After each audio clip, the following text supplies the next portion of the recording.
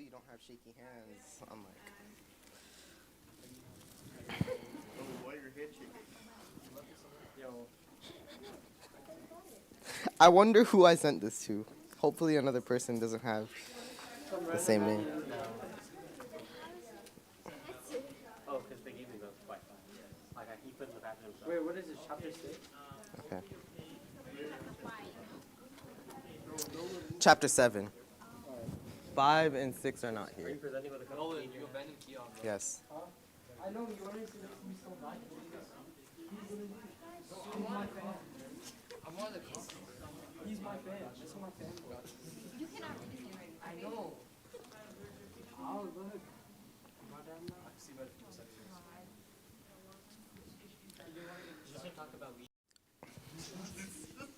Okay, good morning, y'all. I mean, namaste. For this presentation, I'm asking you to, like, you don't have to, but, like, you do not need to take notes, like, at all. Okay? Okay, because, like, the questions, like, anything on the test, it's not going to be, like, directly word for word from here. Like, you just have to pay attention. Okay? Okay. So I got God, Soul, and Veda. Yeah. Next. So there's a few questions. And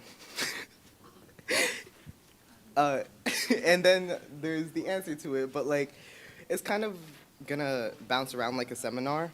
So I'm gonna ask the question to you guys, and then I'm gonna call out some people to answer. If you don't raise your hand, I'll just call on you. So our first question, is there more than one God mentioned in the Veda? Sandhya, can you...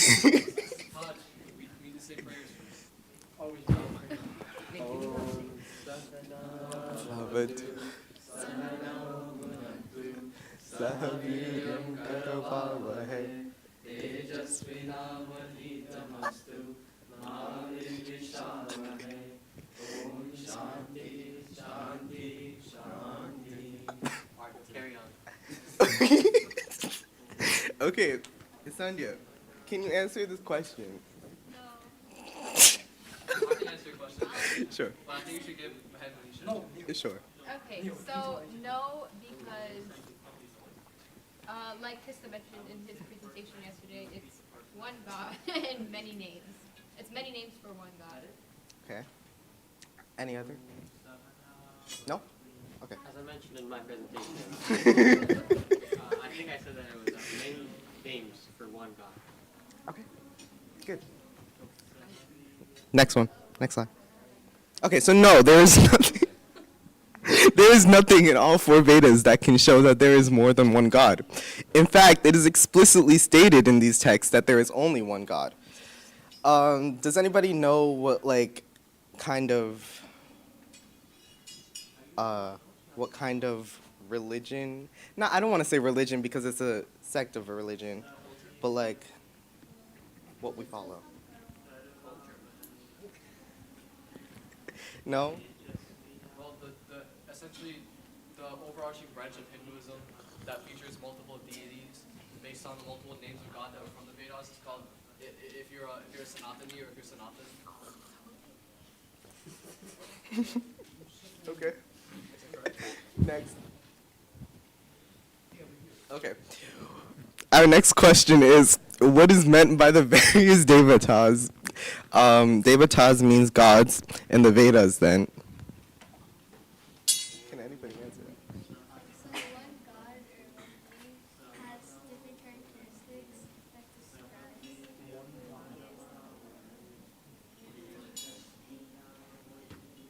Amazing. Anybody else? Anyone else? No? Okay, you can move on. Okay, whatever or whoever gives us something is called a devata. Like Nala explained, it has many characteristics. It gives us everything to survive, but it is nowhere said that God is or is the object of our adoration. Next. Okay. Next question. Is God all pervading or does he reside at some particular place? Deshaun wants to answer.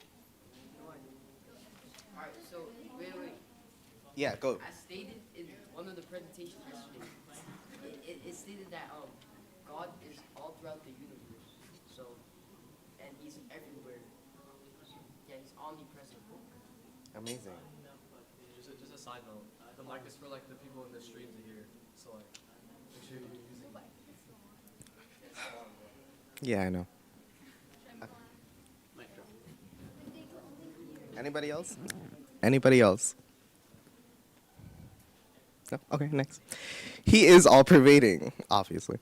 If he if he were localized to some particular place, he could never be omniscient. Universal controller, creator of all, sustainer of all, and the cause for resolution of all things into their elements, as it is impossible for the doer to do anything in place where he is not. Right? Like, I can't stay home and learn something from school.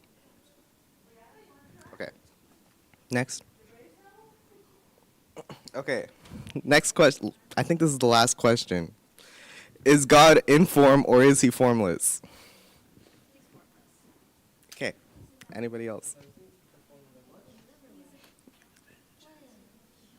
Did you say he's a man?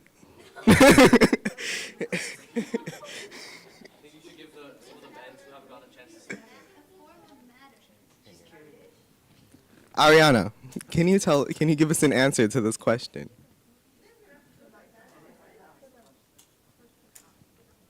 I'm sorry?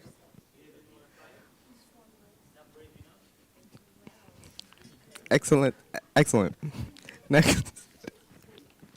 He is formless. Had he been in a form, he could never be omnipresent or omniscient. Since a finite substance can possess only finite attributes. Therefore, we are in form, we are a finite substance. Actions in nature. Besides, he can never be free from hunger and thirst, heat and cold, disease, imperfections, and injuries. This proves, therefore, that God is formless. Yay.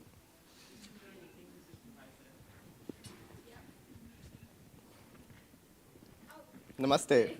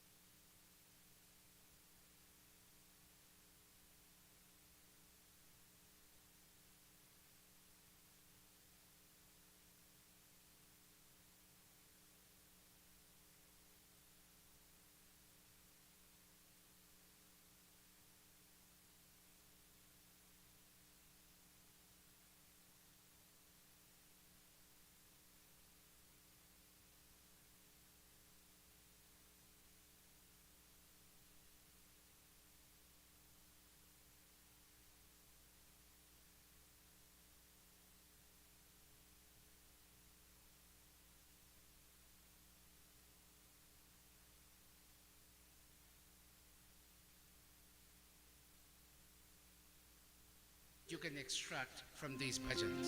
Namaste, and may God bless all of us. Om Indram Vardhanto Apturaha Kranvanto Vishwamaryam Apagnanto Aravnaha. जो बोले सो अभय। वैदिक सत्य सनातन धर्म की जय।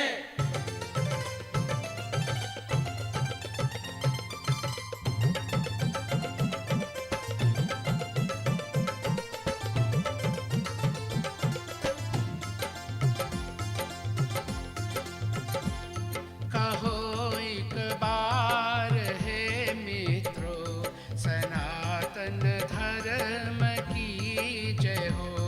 कहो एक बार हे मित्रों, आर्य समाज की जय हो।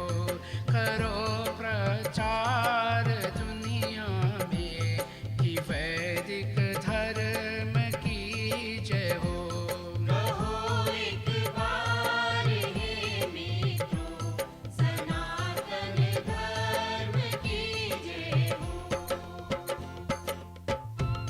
Oh friends, come let us all proclaim with one voice, Vedic Satya Sanatan Dharma ki Jai. Come let us pool our resources to disseminate this dharma in all communities.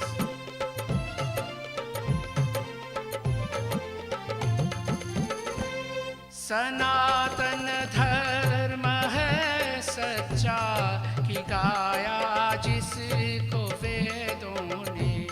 सनातन धर्म है सच्चा कि गाया जिसको वेदों में। लगाओ मन इसी में तुम, सनातन धर्म की जय हो। कहो एक बार हे मित्रों, सनातन धर्म की जय हो। कहो एक बार हे मित्रों, सनातन धर्म की जय हो। Vedic Satya Sanatan Dharma is a true way because it is taught by God in Ved. Oh, let your mind be immersed in this dharma.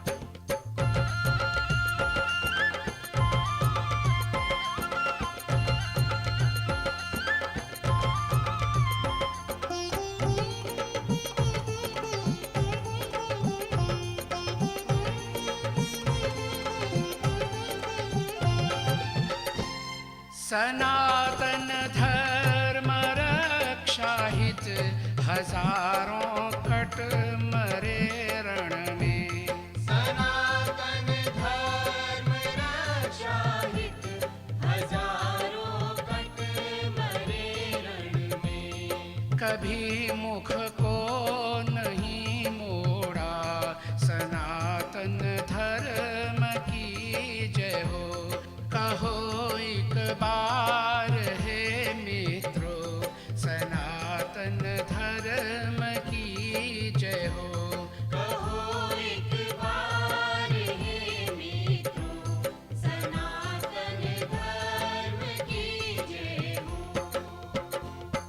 Many heroes gave up their lives for the furtherance of this dharma. O you Arya Samaji, O you Sanatan Dharmi, never turn away from this dharma.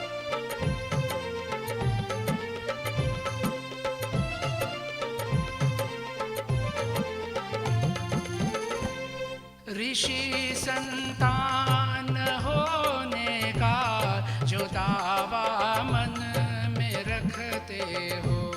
ऋषि संतान होने का जो दावा मन में रखते हो।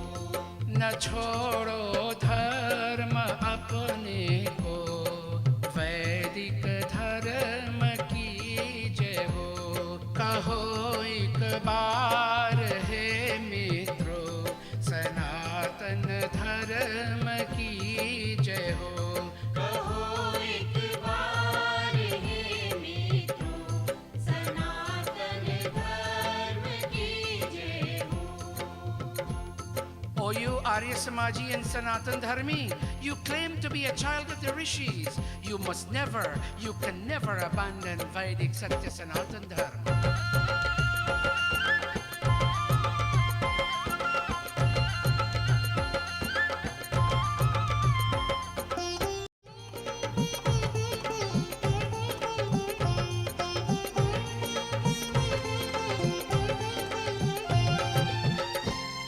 ये बिनती श्याम करता है दोनों कर जोड़ कर भगवन। ये विनती श्याम करता है दोनों कर जोड़ कर भगवन। सकल संसार में स्वामी सनातन धर्म की जय हो। कहो एक बार हे मित्रों सनातन धर्म की जय हो। कहो एक बार हे मित्रों सनातन धर्म की जय हो। कहो एक बार हे मित्रों सनातन धर्म की जय हो। कहो एक बार हे मित्रों सनातन धर्म की जय।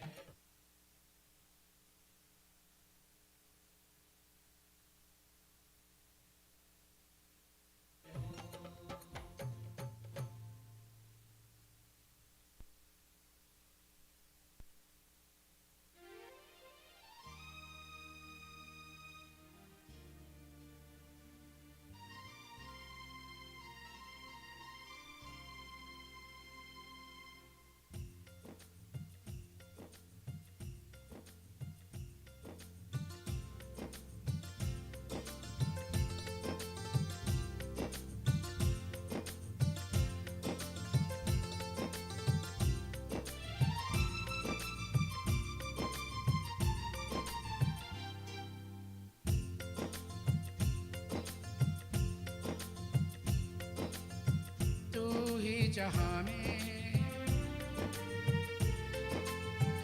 अंतर्यामी। तू ही जहां में अंतर्यामी। अंतकरण का भी तू ही है स्वामी। फिर भी मेरा मन तुझे मिल न पाए क्या करूँ हाय कुछ नहीं होता है क्या करूँ हाय कुछ नहीं होता है। तू ही जहां में अंतर्यामी। अंतःकरण का भी तू ही है स्वामी। फिर भी मेरा मन तुझे मिल न पाए क्या करूँ हाय कुछ नहीं होता है। क्या करूँ हाय कुछ नहीं होता है।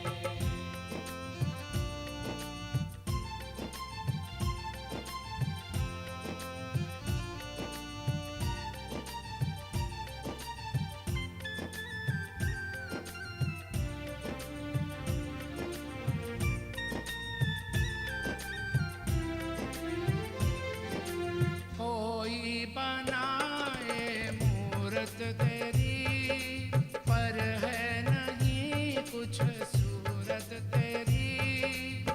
कैसे मैं ओ भगवन तुमसे मिलूं तू ही बता। फिर भी मेरा मन तुझे मिल न पाए क्या करूँ हाय कुछ नहीं होता है। क्या करूँ हाय कुछ नहीं होता है। To relate to you, Master, in many civilizations they've made images out of you. But the fact is that you have no hands, you have no feet, you have no body limbs. Tell me, God, how can I find you?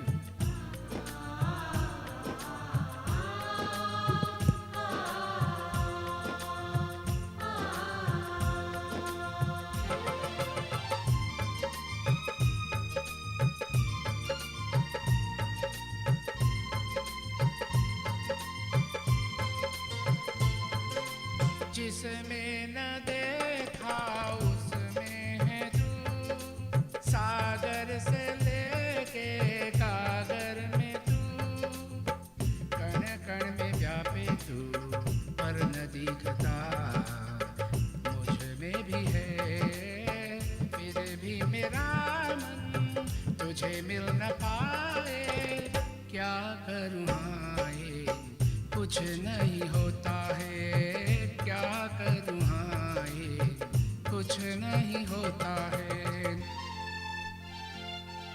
You are present in everything, Lord, from the most huge to the most infinitesimal, and still I can't see you. You pervade every atom, you pervade even me, but still you are not visible. Tell me, Lord, how can I find you?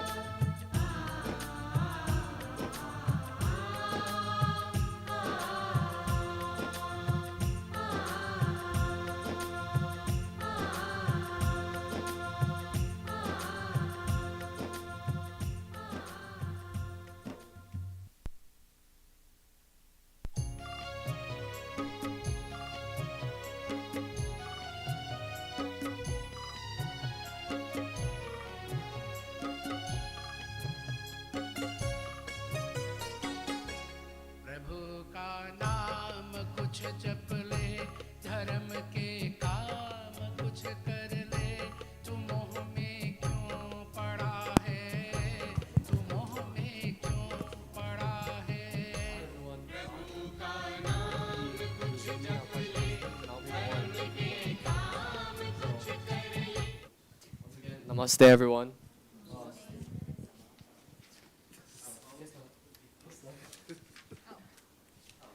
Okay, so my presentation will be on chapter 8, which is on the creation, sustenance, and dissolution of the universe. You can go to the next slide.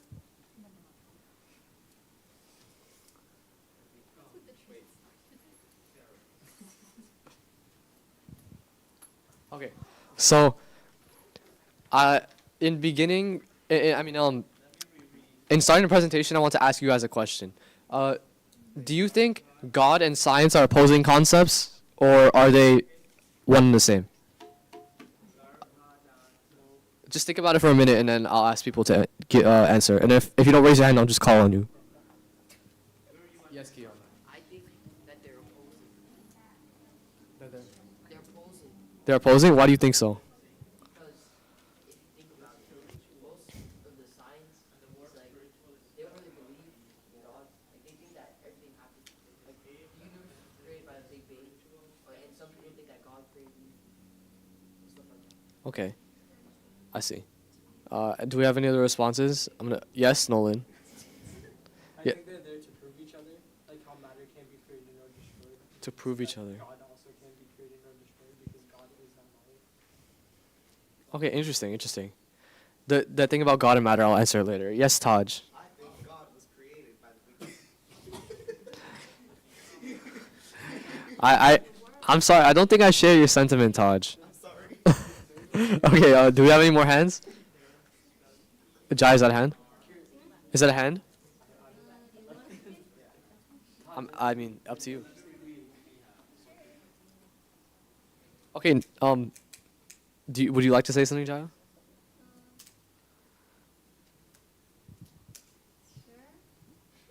Go ahead. What do you think about the question that's being presented right here? Pretty sure they're one and the same because they're both ideas on how the universe and everything else was created. It's just two different names and it's just two different names and paths to get to the same point where we are now. Okay, interesting. Nala? I think it disproves it because most of the science behind it usually disproves the beliefs of God. So Okay, I see. So I'll get back to this question later, but I just want to give you guys a quick orientation per se of the chapter. So, just a fact is the first accurate astronomical observations or the first real concepts from outer space, they were actually found in the Vedas. So, a lot, I guess in your history books you learn that some European people you sort of discovered the stars, discovered the sun, discovered the way the Earth rotates, but actually that was discovered long before they ever came to that conclusion. It's just that they didn't get their due credibility. So the Vedas themselves have a sort of scientifical backing to them, right? Kisna, thank you. Okay, so similarly, the text that we've been doing presentations on, the Satyar Prakash, is Rishi Dayananda's commentary on the Vedas. And similarly, it has some ideas that have validity, but some ideas don't hold up to the modern day. So I'm sure you've seen ideas from other people's presentations, like men have to get married at 40, other things like that. It's I don't think some of you share that sentiment.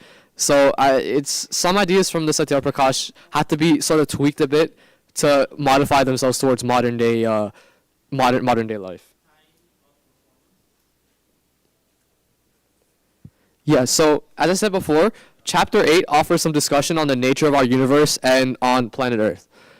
Keep in mind, this chapter is one of the most kind of, I guess, subjective, because a lot of the concepts that are displayed in the chapter, people don't agree on, and people are very controversial about it.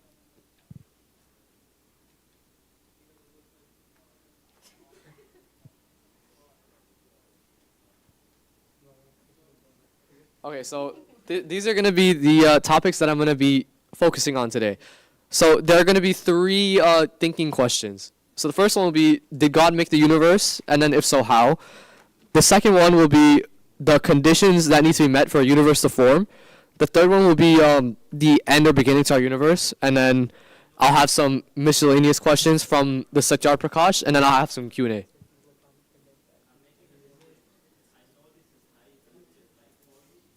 Okay, so as we come to our first thinking question, did God make the universe? If so, then how?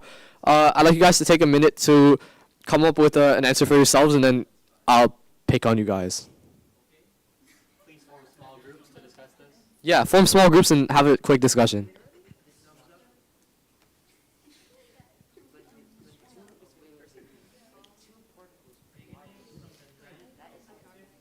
What is bro yapping about?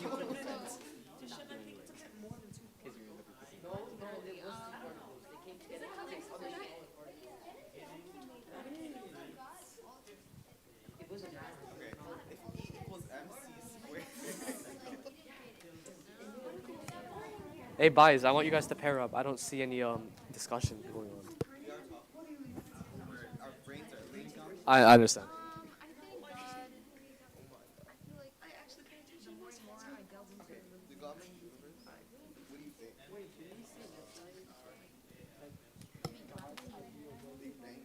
Exactly. The Big Bang created God.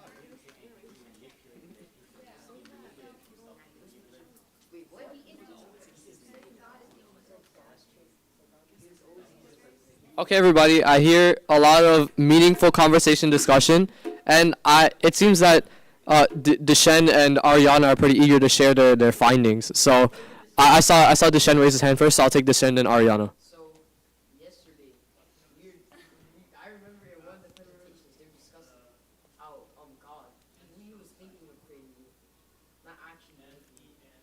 And also, the universe was created with particles. So, like, 2 particles, when they collided, they create the entire, basically. So God thought about making the universe. Is that what you're saying? Yeah. Okay. Okay, interesting. I'll take Ariana next.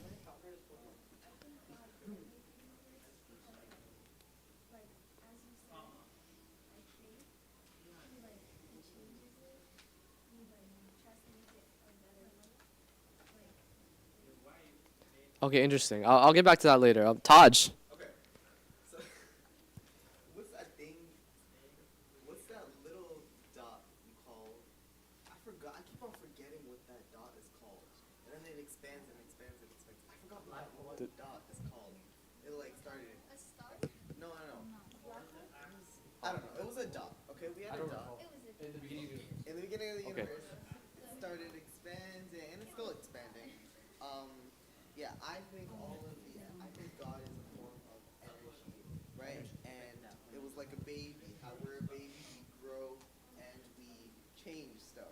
You know, it was a form of energy, and it like got trained to be smarter, and it made changes. You know. Interesting. A question that I have for you is, if God were to be trained, who would train him? Not really trained. It would just like Train is an interesting word to use. Okay. learn. But I thought God was all knowing, Taj. Okay, I think I'm gonna take one more answer from this group over here that's congregating near the laptop, and then. Wait, no, God is the universe. So you believe God is the universe? Okay. Okay, I understand that this topic is very is one that you guys would like to discuss about a bit more, but I think I'm gonna move on. So something to note here. This is important. It's gonna be on your test. Okay, so this is actually a fun fact. Scientists actually measured the ambient sound of outer space, and they found that the sound that is made in outer space, it closely resembles the sound made when we say Om. So we know in fact that Om is the sound of the universe. So don't ask me how they did this, because sound can't really travel through an empty void. But I think they took a gas and then they ran some sound through it, and they found that the resonance of the gas made a sound that's similar to Om. Yes, Kian. Yeah, they use different wavelengths. All right, good. Chemistry, bro. Actually, I don't think that's chemistry. You guys are doing it. You Okay. can actually say it right. It's Aum. It's not Aum, it's Om. Yeah, but It's pronounced Om. Isn't it Yeah, it's similar to what Kisa was saying yesterday. Keep this in mind. Make sure you write it down. Yeah. Okay, so this first section is going to be on the composition of the universe. So I'll wait for a couple seconds to make sure you have that last part down. Okay.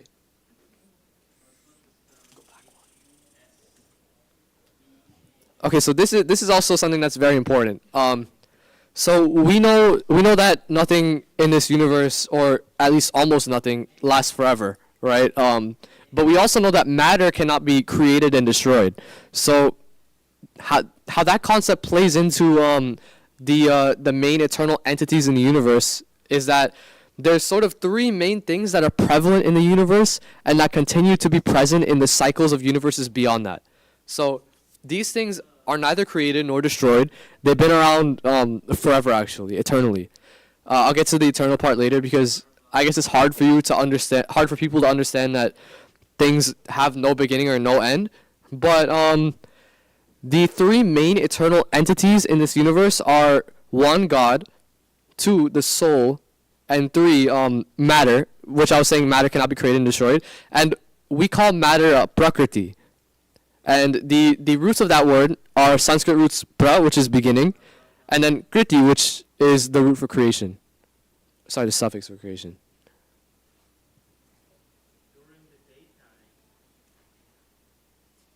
So getting to the God and the universe relationship, many people believe that God created Prakriti or matter, and then that God is the originator of all things in the universe. But God actually did not create matter. God did not create Prakriti. The God, Prakriti, and the soul were all present initially, independently of one another. They were all present, and none of them created the other. I guess you could use this this comparison. You could think of a person making a pot out of clay and a pottery wheel. I don't know if you guys have ever seen like those videos where they form the pot out of the clay or whatever. But okay. But say someone takes a slab of coal and plops it onto the pottery wheel. Clay. Sorry. So that person has a finite amount of clay. They can, let's say they cannot take any clay away, or they can't put any more clay. That clay, the amount of clay that's there, has been there since the start, and it will continue to be there. But what the person is doing is putting it onto the pottery wheel. They're only reshaping it or reforming it. They're not taking it apart. They're not taking away from it or giving it anything, any new mass. Similar to that, the amount of matter that was present in the universe, and the amount of energy, that has been the same from the beginning to the end of the universe. The amount will not change. But the shape of it and the way that God has manipulated this prakriti, this matter, to be in certain orientations, like, let's say like your body's made of molecules, like that's an orientation of molecules. You could say that if you take your body apart, you're just carbon and a bunch of other elements, right? So the manner that God put together this prakriti is what we know as the universe. Just like, you don't have to write all that down, but just make sure you get down the fact that God formed the universe. The universe doesn't really originate from him, in a sense. It's on the board.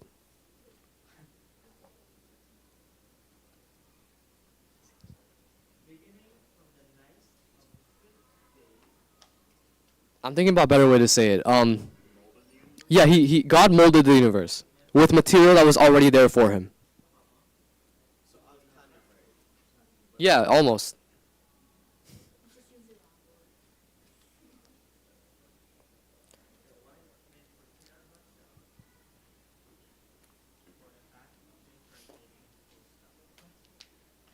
Okay, are we all good? Okay. Kiss the. All right, great. So, I guess some common questions that can be asked because of these conclusions are someone asked in the Satya Prakash, why is it wrongful to state that God is present in matter? So I think a big misconception that a lot of people have is that we say God is here, there, and everywhere. And he is here, there, and everywhere, but in a different sense than we think. So people think that God, let's say, let me do a demonstration. Let's say in this remote, right? Some people may say God is present within this remote, or God is the remote. It's wrong to say that God is the remote, but it's right to say that God is present in the remote, because God is all around us, here, there, and everywhere. So the reason why this is the case is that if God were a remote, or something, I guess the example I used in the presentation is a cup of water. If God was a cup of water, then you could change that cup of water. You can take a sip from it, you can throw it on someone's face, you could smash it on the ground, you could do all sorts of things with a cup of water, right? That would make it changeable and conditioned. However, God is not a cup of water, because though God is omnipresent, God is formless. God is all-pervading. He is not governed by natural law. So things like physics, things like gravity, things like, if you throw it at someone, it breaks or whatever, you lose some sort of mass. If you throw water at a person's face, you're not losing a part of God, right?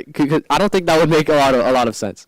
So for that reason, we don't consider God as the remote, or as the cup of water. We consider that God is here, there, and everywhere, but just isn't the physical objects themselves. The physical matter itself is what we call prakriti.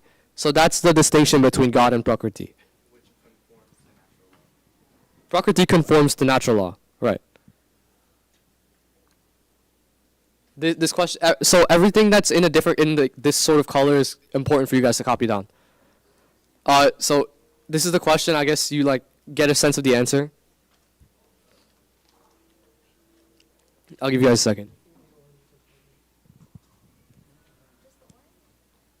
Well, the orange is a question. You get to know the answer.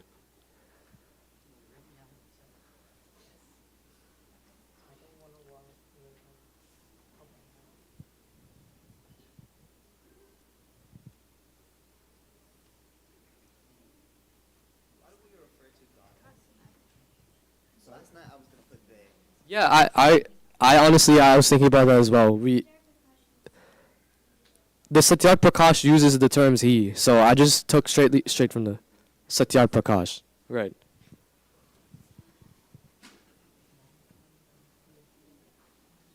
But it's important to consider that God is formless, and thus pronouns are not like really relevant for him or her or anything, you know. But we know the name of God. The name of God is Aum.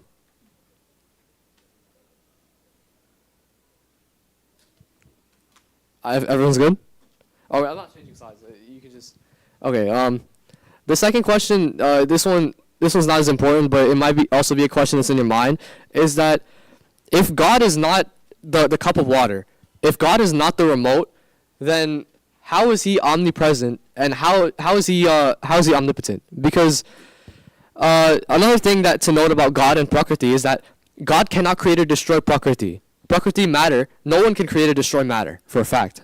So, if God can't create or destroy matter, and He isn't considered this remote, how is He omnipresent, how is He omnipotent?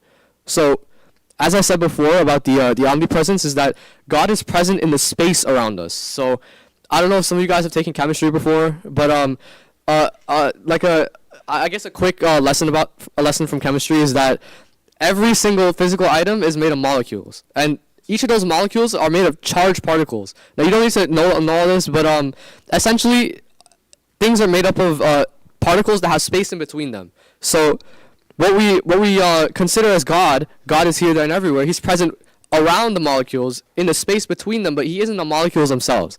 The molecules themselves, the physical matter, is Prakriti.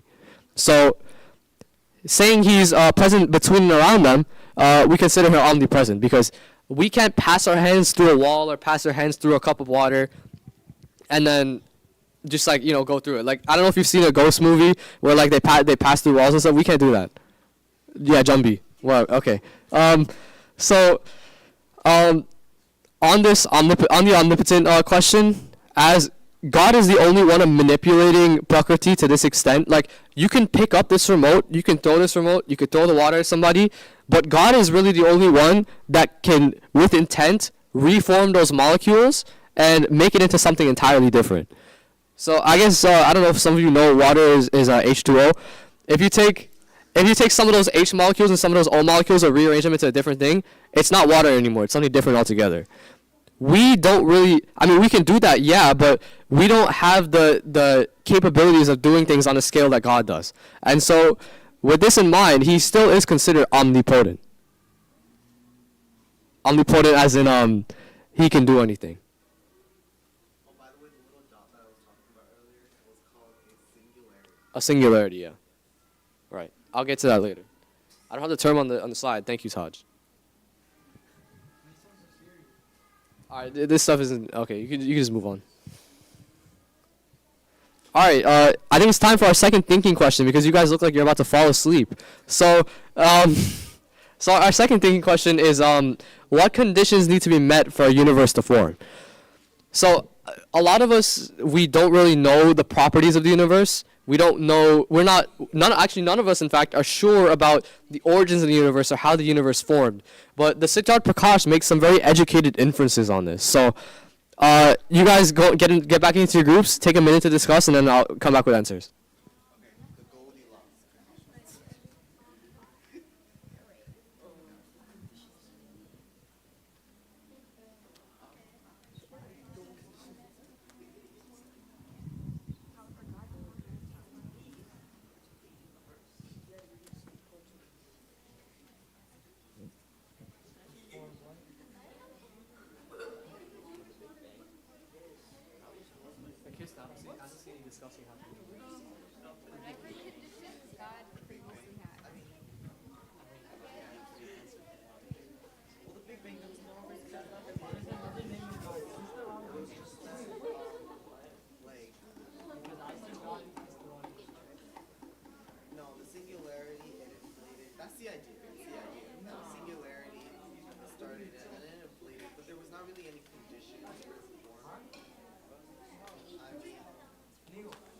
Systems in nature tend to go to higher.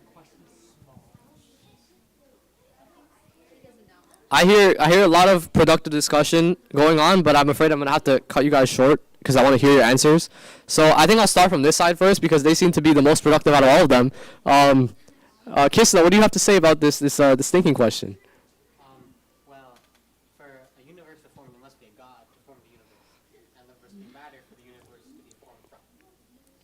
That's a very insightful idea, Kisna. I'll just go from left to right. You guys just talk. Taj, go ahead. Oh, okay.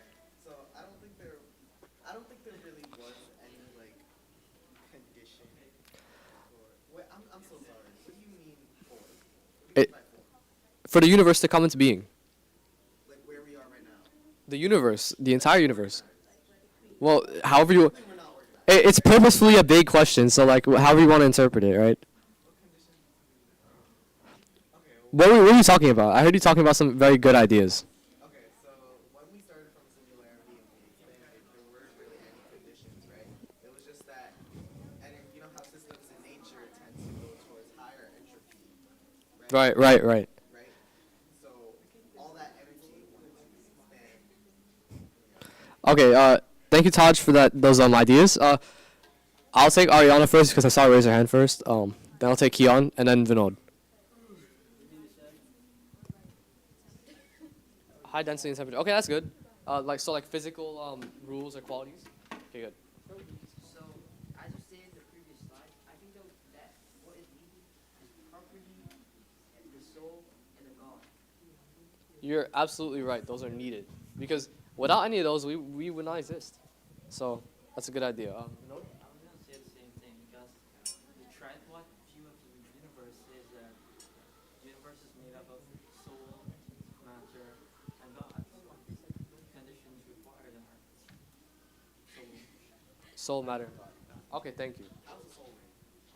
Sorry? I'll write down your questions. I'll give a chance for Q&A at the end. Right? Taj? Okay, something else, like a fun fact I want to note is that in the next slide, I'm going to show you a little bit of some astronomy, but some studies imply that, like, people like to tell us that we're such a small thing in the universe and that, like, if we look at the universe and like a map, we're like a tiny speck. But there's recent research to actually suggest that humanity, the Earth, and the solar system are much more important to the universe as is implied. So I'll go on to the next slide. Thank you. Okay, not again. Okay, so there are actually 3 causes to the universe, and I feel like you guys should write this down. So while you're writing it down, I'll explain the causes. So these are the conditions per se, or the methods by which the universe came into being. So before I spoke about the components of the universe, which is God, the soul, and the Prakriti. But the means for these things to come together, come into being, and become a universe are these 3 things right here. So to start off, we have the efficient cause. The efficient cause, you can think of efficient as like, oh, efficient, you're working. So efficient cause is in terms of God, who is the almighty creator. And then the soul, with its interactions with God's creations. So I'll break down that first part as in, we all know that God formed the universe out of Prakriti. So without God to form the baseline of the universe, the Prakriti would just be stationary matter. It wouldn't form into anything. God is the reason why all the matter formed in the manner that it did. Now, secondly, in terms of the efficient cause, the soul actually plays an important role in the interactions that happen in the universe that lead it to become to this point. So I'm sure we all know about the dinosaurs, how the meteor, wiped out the dinosaurs and it gave rise to human beings. So the human beings actually changed the planet a lot, and the decisions the decisions that I make impact the decisions that you make, that impact the decisions that other people make. So everyone's decisions are sort of a domino effect as to what happens in the world, and they give rise to the actions that we take and the karma that we receive in our next reincarnation cycle. So that's probably a lot to think about, but essentially the interactions between souls is a big thing in the entire universe. I'll get to like if there's other planets or other beings later on in the presentation, but we're just considering Earth, souls that are inhabiting Earth. They actually have a very huge impact in the formation of the universe. So that we have efficient cause. Now we have the material cause. Material cause is just Prakriti. Without matter, without Prakriti, we would not have the universe as we know it, right? There would be nothing for God to form, and there would be nothing for souls to interact with. You could think of Prakriti as sort of a medium for the souls to interact, that God has formed into something that is productive for us to stay on. So we have efficient cause, we have material cause, and now we get to common cause. So common cause, I was confused on this when I read it, but essentially, the common cause is the all the other factors that enable the universe to become what it is. So, as in my concept of the universe, your concept of the universe, the knowledge, the Vedic knowledge, strength, willpower, time, and space. Without all those things, the universe would not have come into being. So you could just think about it that way. Without these things happening or occurring constantly, the universe will not be what it is. So then, together, all these things result in the formation of the universe. I'm sure you guys have this down by now, so I think I'll go on ahead. This is the astronomy part I was talking about. You don't need to know this, but I thought it was interesting to show you guys. So where's my remote? Sorry. So this thing is I'm actually not an I suck at astronomy, but this thing is called the cosmic microwave background. This is essentially, I think it's really cool that they did this. This is a map of all the radiation that's in the universe, the entire universe. To me, it's so crazy to know that they managed to map out the entire universe. But because the universe is so big in comparison to us, but if you can see here, there's a pattern that's right here. It's sort of bigger, larger than the other patterns there. So this something interesting about this pattern is that it actually replicates the patterns of radiation that are present in our solar system, like perfectly. This pattern of radiation, this is actually where the Earth is in our solar system. If you drew a cosmic microwave background of our solar system, so. Think about it, in the scale of the universe is so big that the Earth is like a tiny speck. This is still something that represents our solar system. So we could think, people call this the axis of evil. You don't need to know this, but it's really interesting to know that the universe is something that but is influenced by the Earth in some way. Yeah. So what we can take away from that is that the Earth and the things inhabiting Earth are much more important to the universe than it may seem. You don't need to take any more notes on this. You could just. All right, this is the last thinking question. So you guys don't need to do any more work after this. I know your brains are kind of fried, but this is the last thinking question. Does our universe begin or end? And if so, how does it begin or end? Think about it first. Discuss about it first, and then come back with a response.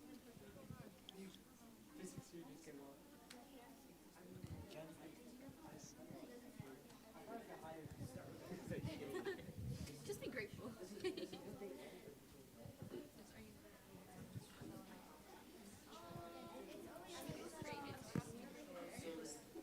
Yeah, that's how it works. It's made up of matter, but it's not matter. But it's not. You're missing a good. There's three. No, yeah, but you're missing the Hindi for one. Which one? You accept the recognizing that one.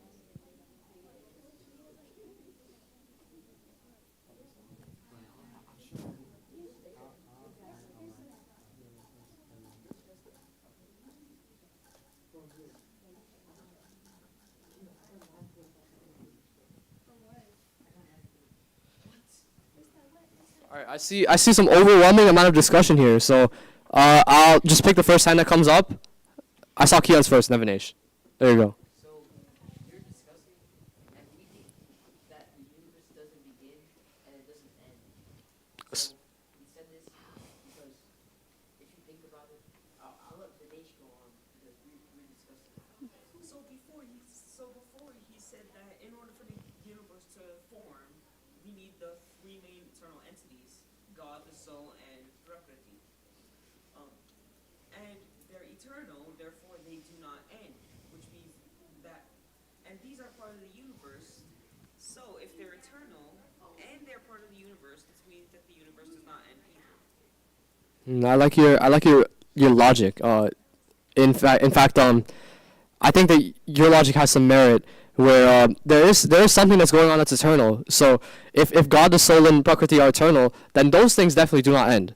But my question is, are Prakriti, God, and soul individually the universe, or is the universe something that's made up of those things that's different? Right? That's just something for you to think about. Sanjay, is that right, San? No? Okay. Shayla?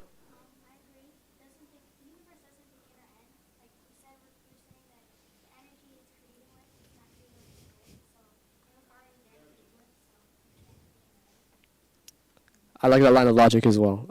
Sanjay, is that a hand? Okay. I think that our universe is in a constant cycle of destruction and beginning, because with the singularity, it keeps happening out, then reverting back in, but happens again. That's a very good idea. I'll elaborate on that a bit further. Vinod? Yes, I think in the universe, was the materials to form the universe were there, so God used those materials and created the universe, and it may end, well, as the universe is expanding, it can collapse and be destroyed, but the materials will still be there, and God can recreate the universe, like how we die and our soul leave our body, we get another body. So I think that's actually correct answer. But I'll elaborate on it further for those of you who don't understand. I want Nolan's answer in this because I don't think he's engaged in this presentation at all. So I think that our universe doesn't necessarily begin because the universe is made up of matter or Prakriti, and it's only manipulated, it can't be created or destroyed. So if the universe can be destroyed, I think we're going to have nothing to it. I see. So you just repeated what Keon said.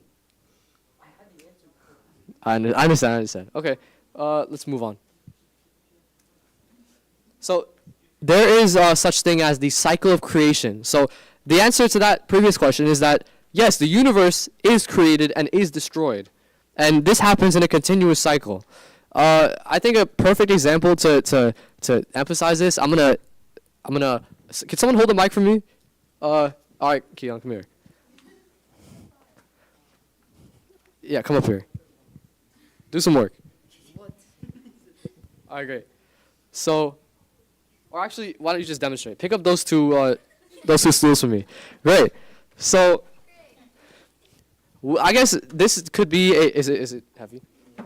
All right, good. Like, I can't hold it. I'm too tall. I mean, I'm too short. Oh well, so let's say that he's holding those two things together. Oh, you could just place it on like the in the front. So, put it on top. Yeah, there you go. So, let's say this is the universe, okay? Let's say that the top of this represents God and the soul, and the bottom of this represents Prakriti. So now, I want you to take the top off. Great. So now, there's no more universe. There's just God and the soul, and then there's Prakriti. So, the thing to understand is that the components of the universe are eternal, but the thing that's not eternal is the universe itself, because the universe is something that's made up of these components, right? It's the universe. This is not the universe. This is a broken universe. So that's essentially what it is. I wanted to use Legos as an example, but I couldn't find them. The big blocks, but I couldn't find them. So thank you, Keon, for your demonstration. Let's give him a round of applause. Great. So can someone summarize what I just said, because this is important. It's gonna be on your test. Someone who hasn't spoken yet. Who has not spoken yet? I see the...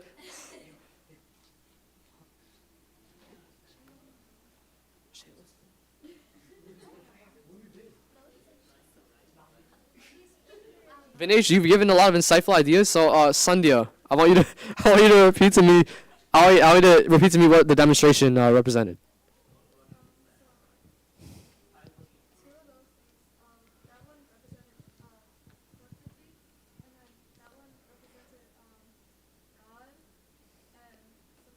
The soul. Yeah, the soul.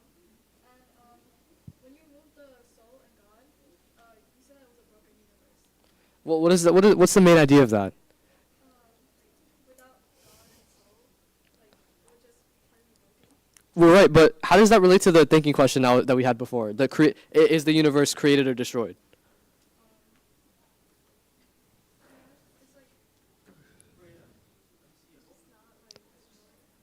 So it is actually created and destroyed. So, okay, you guys need to understand this because it's going to be on the test. And I want to make sure you guys get a good grade, not like me yesterday, because okay, listen.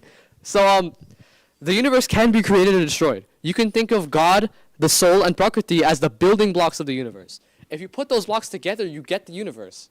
But if you take them apart, that's not a universe anymore. The universe is destroyed. But the components of it, the building blocks, are still there. So now it's up to God to rearrange those building blocks into another universe. And that's what the cycle of creation and dissolution is. So, getting to this presentation, where's the remote? Oh. So getting back to the presentation, there's only one universe, first of all. There's this one universe undergoes creation and dissolution constantly in a cycle. That like separation and building of like the building blocks, that's a cycle that goes on infinitely. And also something to note is that God is without flaw. So the next universe that's made will be virtually identical to the last universe that's made. It's pretty weird to think about how when this universe is destroyed, there will be another universe coming, and there will be another you. But that's essentially what the Satyar Prakash is stating. You guys only had to take notes on the demonstration, so I think we can move on. Now, this is another question that someone actually asked me a couple days ago. Does this cycle have a beginning? So the cycle has neither a beginning nor an end. And it's weird to think about because something had to have started that cycle. Something had to have started the creation of the universe and the destruction of the universe. But actually, nothing caused the creation or destruction. By meaning of something that's eternal, as the matter, as the Prakriti, the God and soul are eternal, nothing could have started it, nothing could have ended it. It was just always there. So God, like the last part of the passage says, God, Prakriti, and the soul are eternal, and thus the cycle of the universe being made and destroyed is also eternal. I don't think you need to know this. But just keep in mind that the cycle has just been happening infinitely. It has no start, it has no end. As we know.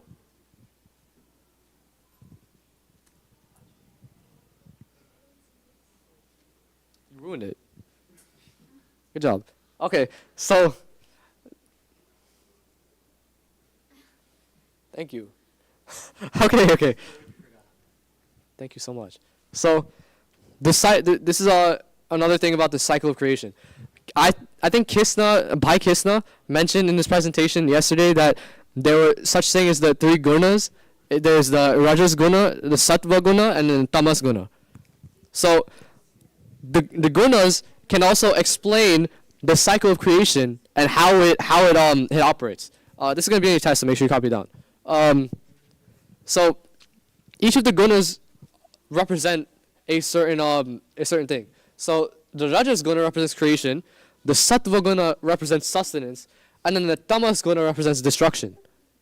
So something we know here is that some things such as healthy foods or healthy habits, we consider them as sattvic because they help sustain us.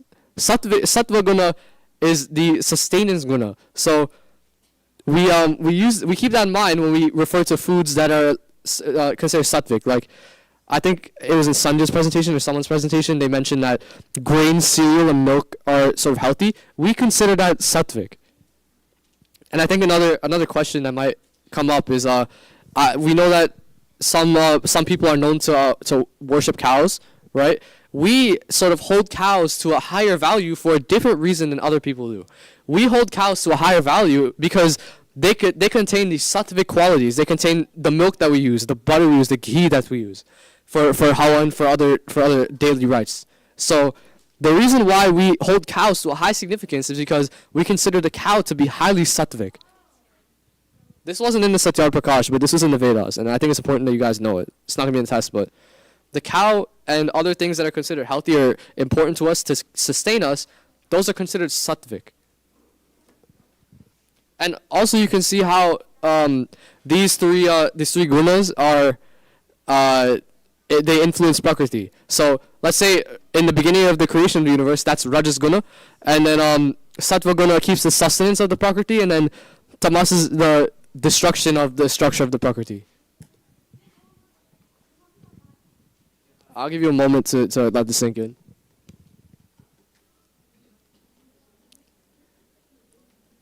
Kiss now. What's up? destruction of the universe. You know how it's created and destroyed in a cycle. These three gunas just happen. They happen in a cycle, essentially. The creation of the universe, the duration of the universe, and then the destruction of the universe, that happens in a cycle. And then these are just terminology that we use to refer to those things. There's many theories to that, but I guess the big main theory that science provides is something that's known as the Big Crunch, where the dark matter that holds the universe together, it eventually implodes on itself. Yeah. That's the main scientific evidence that we have for this. But in terms of the Vedas, we just due to like some evidence that we have found somewhere in the Vedas, I think it states that the universe ends in a cycle.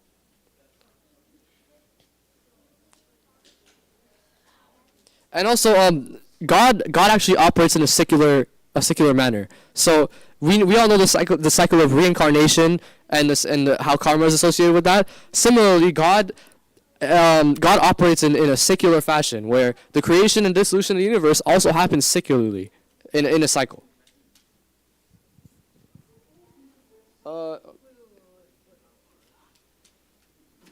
Give you a moment to copy down the Mahapralaya. So this vocab word, I guess copy it down, but I don't know if I'm putting it on test or not. So keep that in mind. Kirsten, you want to pronounce it for me? Mahapralaya. That's a word in Sanskrit that means great dissolution. So I think we know from Kirsten's presentation last that Maha stands for great, and then Pralaya stands for dissolution. So Mahapralaya is the great dissolution, or you think about it as the big ending to a universe.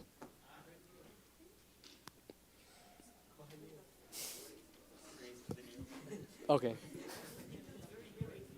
Okay, so how am I looking on time? I'm just curious. You got 6 minutes. It's what? Oh. Okay. You go on. These are just some questions that are from like just some random questions. So the chapter 8 is full of a ton of random questions. So it starts in space, but then it goes on to talk about man and then like Earth. So I'm just gonna quickly go over these. There's some vocab words in the second one, I believe, but just pay attention. So the first question that we have is how do we explain the presence of other worlds, like aliens? So according to the Vedas and according to science, it's actually very possible to be the present a world other than our own that inhabits organisms, that inhabits aliens. However, Vedic knowledge is eternal. It's the knowledge of the universe, and so all the sentient organisms, all organisms that are able to think like us, they will eventually come across or stumble across. They will stumble across Vedic knowledge similarly to us, despite any possible evolutionary differences, and then they will reach the same conclusions about the universe as we have, because eventually they'd have to arrive to the correct answer, right? And then the next question I believe is more important. Kisna? Oh, okay. Thank you, Kisna. So this question is related to, like, I guess you could relate it to the caste system in India, where like people are separated into groups based on, like, you guys know segregation, right? So no, it's just essentially the separation of people into groups. So what the answer to this question is saying is that people in the beginning of the creation of the universe, these souls, they were not segregated. Souls are only known in one group, and they're the group known as man. However, once these souls started inhabiting bodies, and the souls inhabited the first men were actually from Tibet, by the way. So once the souls started inhabiting these men, they were associated into two groups. The good group being called the Aryas, and then the wicked group being called Dasyas. These vocab words, I guess, are important. Copying them down. I don't know how many questions I'm making, so it's up in the air. Oh, five. Okay. I have more than enough topics for these questions, so just make sure you know all the few things I'm telling you to copy down. So there were two groups essentially when souls began inhabiting bodies. They're Aryas, which are the good beings, and then the wicked beings were called Dasyas. So as the earthly conflicts between these two groups arose, the Aryas migrated to India, establishing an area known as Arya Varta, the abode of the Aryas. So the nation or the area that they inhabited isn't exactly called Arya Varta, but we call it Arya Varta because it was where the Aryas, it was the area of land that the Aryas inhabited during that time. And our movement stems from this group of Aryas. You don't need to copy down the whole paragraph, just the meanings of those three highlighted words.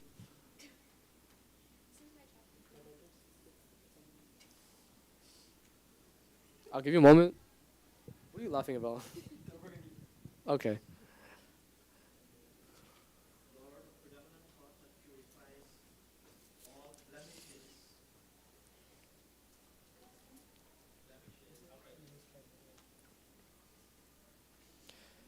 Okay, I feel like everyone is mostly good. Yeah? Okay, so move on. Alright, that just about concludes my presentation. Before I end, do we have any other questions? Has anyone written down? Yes, Nala. Yeah.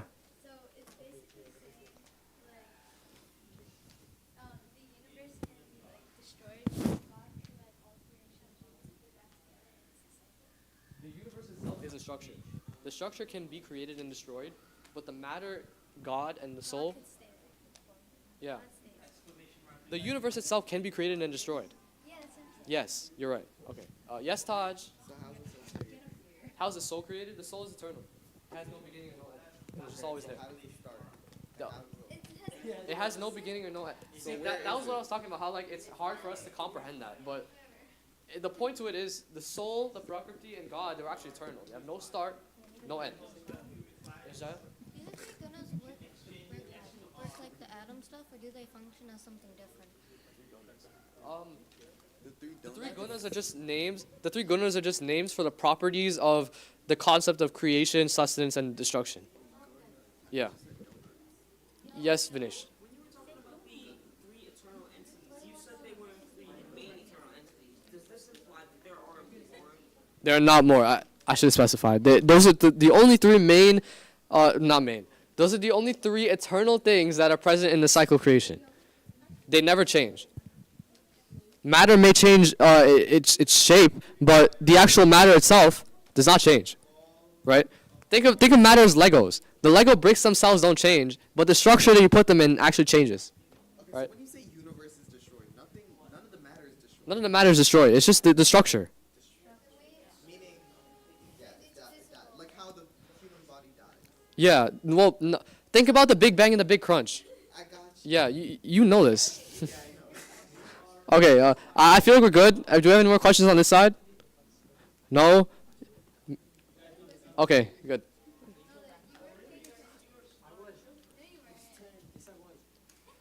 Thank you, namaste everyone.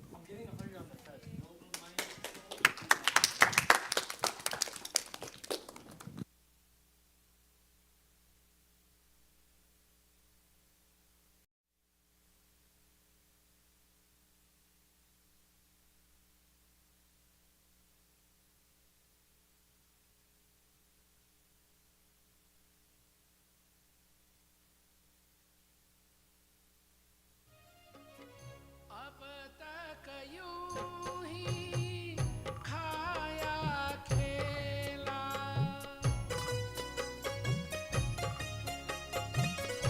अब तक यूं ही खाया खेला, किसका पैसा किसका ढेला, दुनियादारी एक झमेला, जिसे तू कहता अपना है, अरे पगले वो सपना है, ये मतलब का जहां है, ये मतलब का जहां है। प्रभु का नाम कुछ जप ले, धर्म के काम कुछ कर ले, तू मोह में क्यों पड़ा है, तू मोह में क्यों पड़ा है। All you have done thus far is enjoy pleasures and frolic around. You think that all this wealth will stay with you forever, and so you feel complacent, oh man. यहाँ दो दिन का रैन बसेरा, यहाँ दो दिन का रैन बसेरा, उड़ जाए फिर हंस अकेला, मांगल पगले कहना मेरा, लगा कर भक्ति में मन को सफल कर ले तू जीवन को, समय तुमको कहाँ है, समय तुमको कहाँ है, प्रभु का नाम कुछ जप ले, धर्म के काम कुछ कर ले, तू मोह में क्यों पड़ा है, तू मोह में क्यों पड़ा है. You came to live for 2 days in this world. Your bird-like soul will one day fly away all alone. Before this happens, O you mankind, devote your energies to God and make your brief stay in this world successful. Time is running out on you.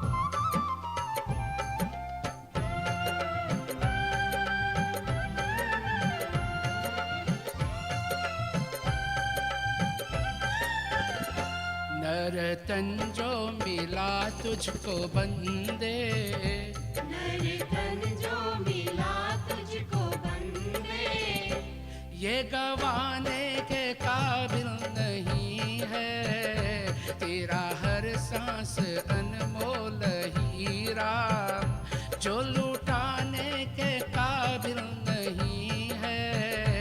नरतन जो मिला तुझको बंदे.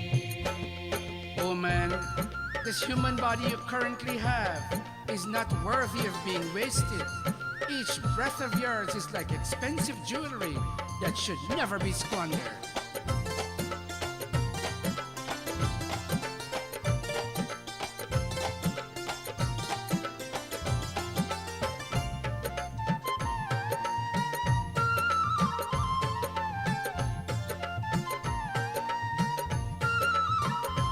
जिसने दी तुझको सुंदर ये काया, ये काया, ये काया, जिसने दी तुझको सुंदर ये काया, तेरी खातिर है सब कुछ बनाया, तेरी खातिर है सब कुछ बनाया.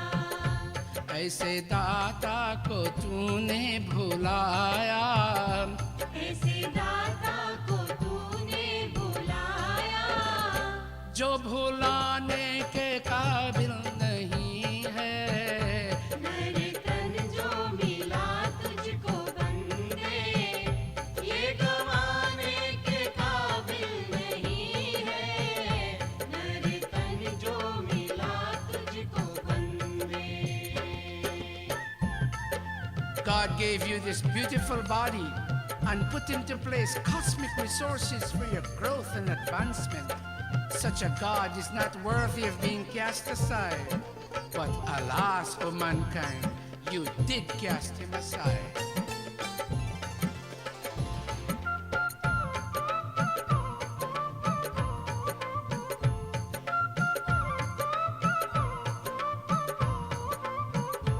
पशु जीते जी सेवा कमाए,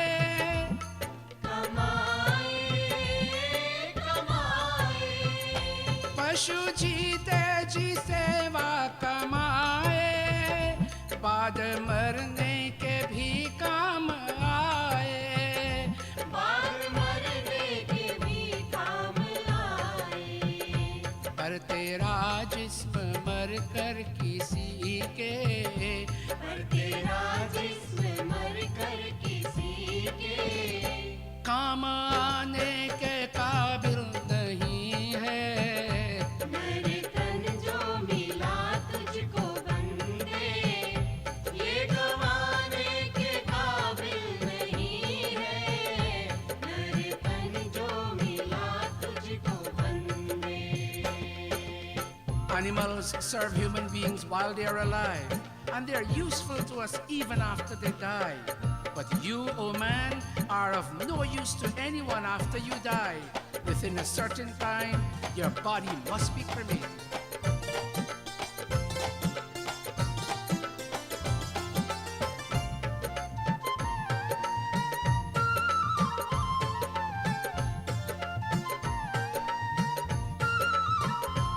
अब न समझा तो रोना पड़ेगा, पड़ेगा, पड़ेगा।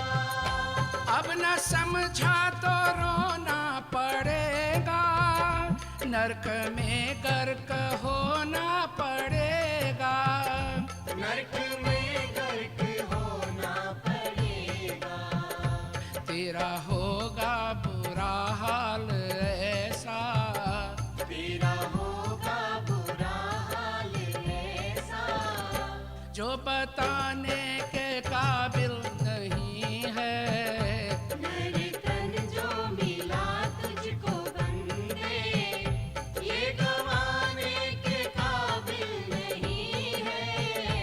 तेरा हर सांस अनमोल हीरा, जो लुटाने के काबिल नहीं है। मेरे तन जो मिला तुझको बंदे, ये गवाने के काबिल नहीं है। मेरे तन जो मिला तुझको बंदे, ये गवाने के काबिल नहीं है। मेरे तन जो मिला तुझको बंदे।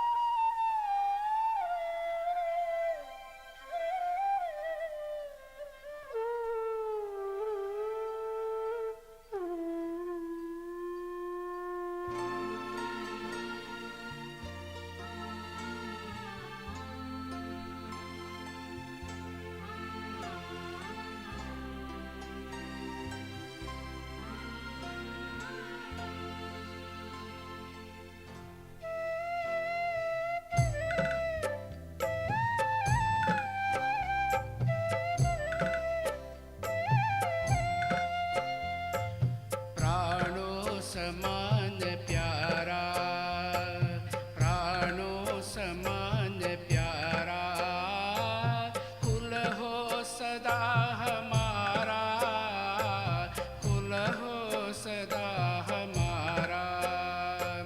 प्राणों समान प्यारा, कुल हो सदा हमारा, कुल हो सदा।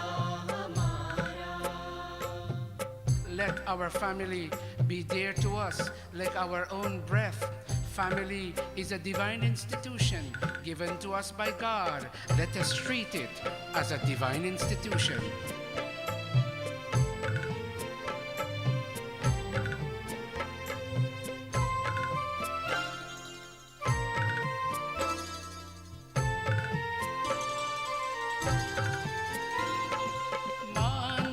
समाज सारा प्यारा बने हमारा मानव समाज सारा प्यारा बने हमारा बंधन कटान हारा बंधन कटान हारा कुल हो सदा हमारा प्राणों समान प्यारा कुल हो सदा हमारा कुल हो सदा हमारा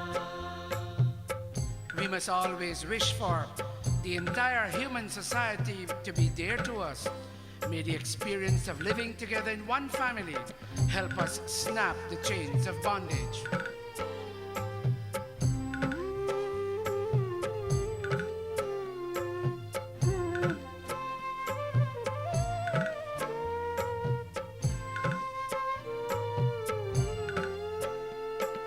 हम सब सपूत तेरे तू है सदा धारा हम सब सपूत तेरे तू है सदा आधारा संपर्क प्रेम होवे संपर्क प्रेम होवे कलहादि का मिटारा प्राणों समान प्यारा कुल हो सदा हमारा कुल हो सदा हमारा O God, we are all your worthy children and Hello. Yeah. Yeah, we're guys starting now. Now it's not the afternoon. So, write this down. You're going to be learning about Vanaprastha life or retirement life. And about sannyasis, which basically is like Vanaprastha life. This isn't a presentation. We put this together in 5 minutes Yeah. to cover it, just so you But know. This is like a little recap of what chapter 5 is, which is about Vanaprastha and sannyasis. So, the requirements, Vanaprastha life happens after Grihast life, so after family life. So typically, it happens, the requirements to be a Vanaprastha happens, you need to have a sound education, you need to be married, you need to be grown with children that can take over your house and whatever, and typically it happens around age 50. This is the more modern day version, I would feel like, from the Satyad Prakash, because as it said, that a brahmachari or a man should get married at the age of 40 or 48, but in here the requirement is lower to what Vinod said in my presentation, which was 25 to 40. So for that, it's just more of a modern day thing or something newer. So for the next step, for a Vanaprastha to go from a Vanaprastha to a sannyasi, he has to renounce all material things, and then he goes to be a wandering hermit. This is chapter 5.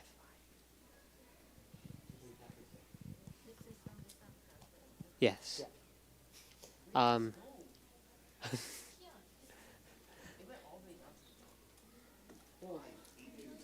You don't have to copy down all. No. Oh, so you should write down that a Vanaprastha. Oh. You Scroll- don't need to copy down all the requirements. So look, The bold. write down. The bold is the more important stuff. Write down that a Vanaprastha needs to renounce all things to become a sannyasi. You don't need the requirements You don't need for a Vanaprastha in particular. for sannyasi. Scroll down, please. So you should write down that they leave their spouse in the care of their eldest child, or they take their spouse with them. They renounce all material possessions. What? Go. Here, go. Put both bold things on the screen. Right there, right there. So look. Neil, where's the remote? The remote? It was on there. It's over there. It's behind you. Are we using the question from last year? Maybe. So you should write this, and you should write this. Or the two bolded things on the screen? It's all 3 sentences.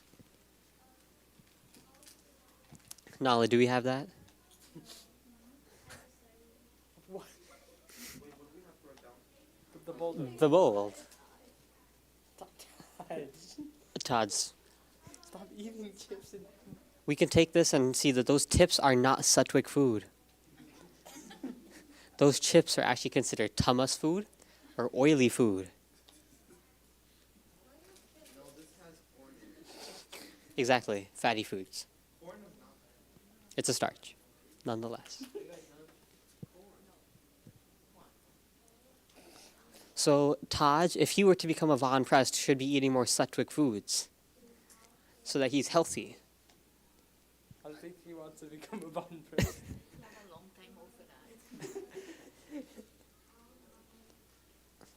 So show of hands, or who wants to become a Von Prest? You're right in front of the screen. So nobody here wants to be a Von Prest. No. You want to become Von Prest? You know who's a Von Prest? Guruji. Not yet. He's supposed to. He hasn't become a sannyasi yet, actually. 94? Okay, scroll down, please. So if we were doing it about the sanskar, that's what you'd have to do, right? It's actually a pretty short sanskar, but scroll down further. So when you take the Von Prest sanskar, a twice-born graduate, right, or somebody who has received their janeo, vows to keep their organs under control and take the vow to become a Von Prest. So also when you become you should write down these 3 points.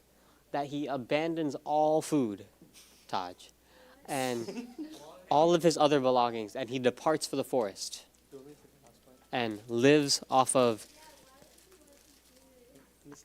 fruits and berries and all that stuff, grass. He abandons all worldly. He abandons all the food that he has before and He now must work for his food. And the last point is that he devotes himself to studying and teaching, but he doesn't accept anything from anyone. So he has to fend for himself, like, as we said, like worldly foods, he has to fend for himself, like get berries and fruits. So before Nala writes everything, you should write, a person with their janeo vows to keep their organs under control. They abandon all food and belongings and depart for the forest. They devote himself to studying and teaching and does not accept anything from anyone. So unlike a janeo, where you would usually accept gifts from others or accept stuff from others, unlike that, as a sannyasi, you would have to fend for yourself. Scroll down. And this would be the sanskar of becoming a sannyasi, which is the 4th stage of life, and complete renunciation, or just getting rid of all your material belongings. Now, it doesn't. You don't have to come from.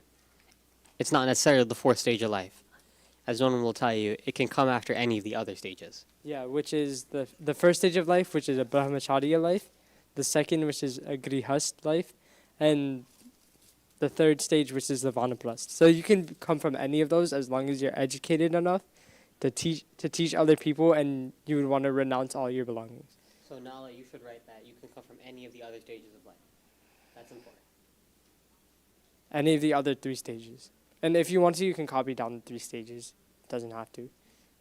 Just to know. So a sannyasi is somebody who has renounced all infatuation. Write that down, Nala. Someone who has renounced all infatuation. And they partially and consequently lead a life of dispassion, where they have no passions, they're lonely, all that stuff. They're a hermit. No. I do not want to be a no sannyasi. hikes, no picnic, no nothing. Do you have that, Nala? Hey, we're going at a good pace now. Scroll down.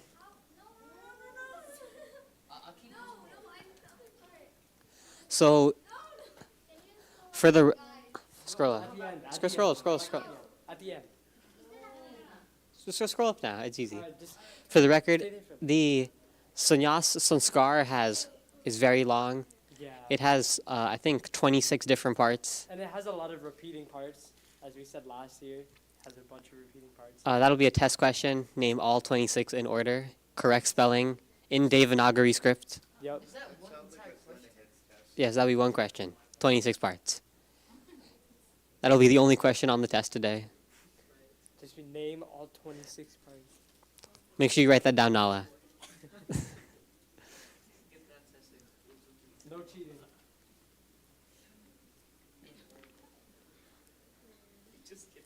We good, Nala?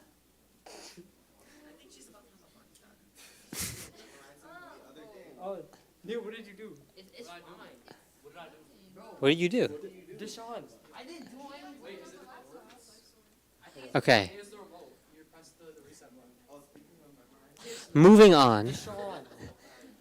Let's scroll down. You guys are like changing notes at the end. So it's noticed that you shave the person's head when they're sannyasi, right? And then you pour water on their freshly bald head. That's not important. I think you just funny to mention. Scrolling down, tasting sweetness, let their last taste of sweetness. They relinquish all their other stuff. They put in sannyasi clothes, which are like basically rags. Scroll down. And all that stuff. So this mantra is important. You say it in your sanskar. You don't need the Sanskrit, but that it says that the sannyasi is asking that may he cause no one else fear, or that he may never be the cause of anybody else to be afraid of anything. Write that down, Nala. May I never be the cause for anyone to experience fear. Yes, write that down. May I never be the cause for anyone to experience fear.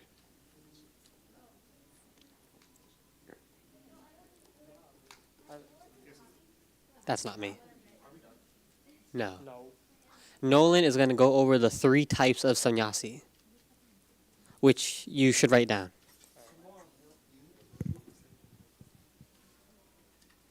Scroll down a little bit. Okay. So there's 3 different types of sannyasis. The first one is a karma sannyasi, which is passing through all the previous stages in order. So they go through all the 4 different stages of life, or the 3 stages of life before becoming a sannyasi and renouncing their belongings. So, and the second one is a vairagya sannyasi, and they enter the sannyas the very day he feels dispassion, regardless of the current stage he's in. So he could either be in the first stage, second, or third stage of life, but as soon as the person feels dispassion, they move on to the life of the sannyas. And the third one is a brahmacharya sannyas, which is after having perfect control of themselves. So as I stated in my presentation of education, brahmacharya, or the 3 stages, the highest brahmacharya should have perfect control of their senses. And after you become a perfect brahmacharya, or after 48 years, or something like that, having perfect control, you can become a sannyas after straight from being a brahmacharya. You good, Nala? Yeah, it's fine. Yes. But you don't have to do it in like exactly what we have, just Like 3 bullet points, 3 words each. dispassion, previous stages, and Karma sannyasi, all 3 stages. Vairagya sannyasi, dispassion day. Brahmachari, perfect control. Moving on. Didn't get it. So these are 10 characteristics. You don't need The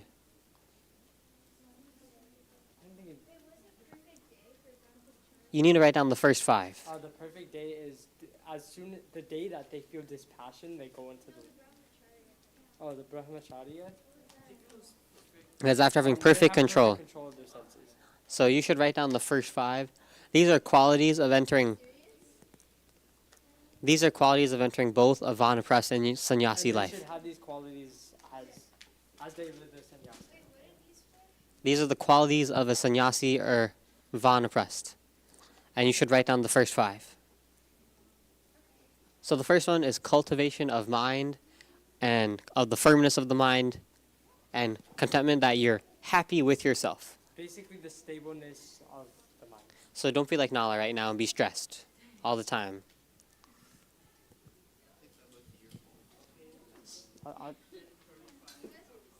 I give them a little. Okay, so the second one is the cultivation of the spirit of forgiveness under all circumstances. So regardless of what someone does to you, like maybe they might burn down a forest, burn down your house, do something to you, trip you on the street. You should have the cultivation of forgiveness. So you should forgive them regardless of what they did, and whether it be censored, honored, praised, or a dishonored person. So whether it be a good person, a bad person, or just any person. So even if they're stressing you out because they're telling you to write too much and they're leaving you behind constantly, you should still forgive them.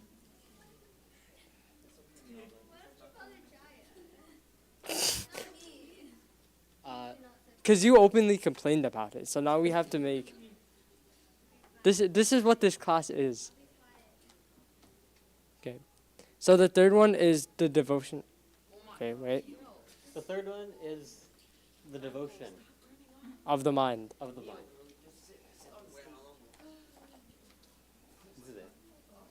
The devotion of the mind to virtue and abstinence from sin or vice.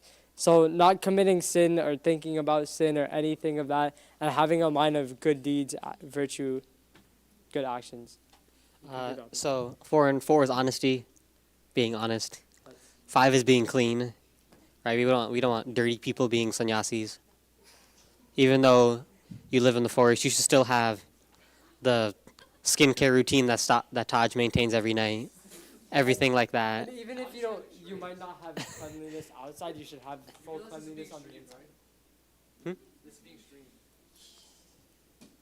You should have full cleanliness of the It's a good example. of the inside of your body. Know what you're putting in your body. Have a good mind. All those things like that. I know Taj takes very well care of himself. Very good care of himself, which is why I'm using him as a good example. Everybody, all of us should strive to be like Taj in terms of cleanliness.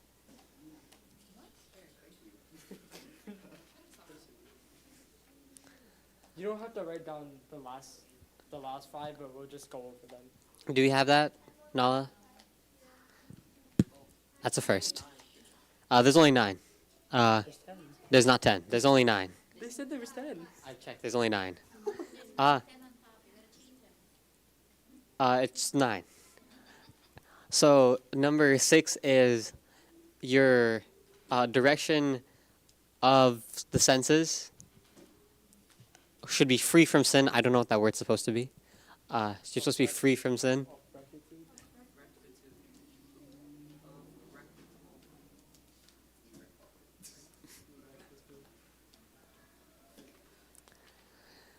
You should also develop your intellect by refraining from intoxicants, and consequently, you should also refrain from toxic people. So nothing like alcohol, drugs, anything putting in your body that can harm you in any way. And nothing that can harm you up here, like bad people. Yep. So don't be around toxic people or people that bring you down, peer pressure, all that types of things. You should also acquire all the correct knowledge and be free from anger and wrath and stress and all those other evil habits. Thank you.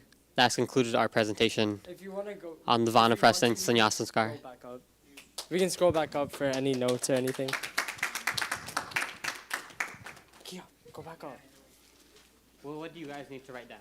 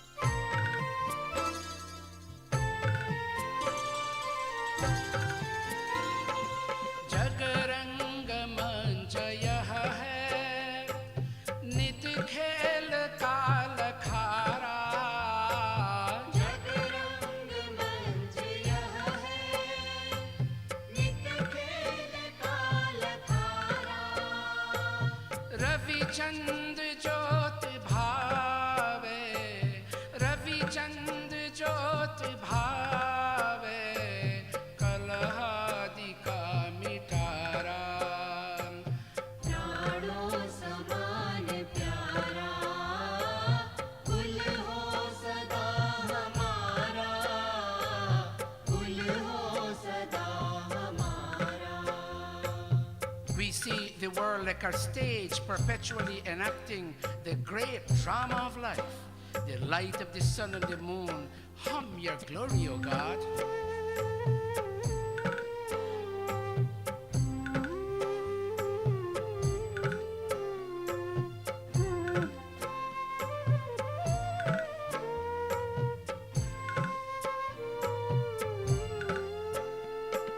लोभादि शत्रु है यार, अंतःकरण उजारा। लोभादि शत्रु है यार, अंतःकरण उजारा। मंदिर पधार देवा, मंदिर पधार देवा, तू ही यहाँ हमारा। प्राणों समान प्यारा, कुल हो सदा हमारा, कुल हो सदा हमारा। Greed and other such tendencies are our true enemies. They must be avoided to allow for light to brighten the human mind. Oh, come into my inner temple, God. You're the only one I can call my own.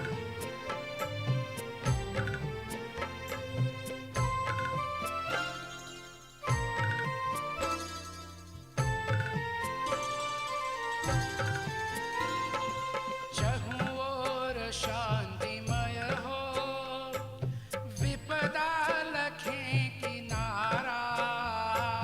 चहुँ ओर शांतिमय हो, विपदा लखे किनारा। इन भक्ति भक्ति देसा, इन भक्ति भक्ति देसा, कुल भक्ति हो सहारा। प्राणों समान प्यारा, कुल हो सदा हमारा, कुल हो सदा हमारा। प्राणों समान प्यारा, कुल हो सदा हमारा, कुल हो सदा हमारा।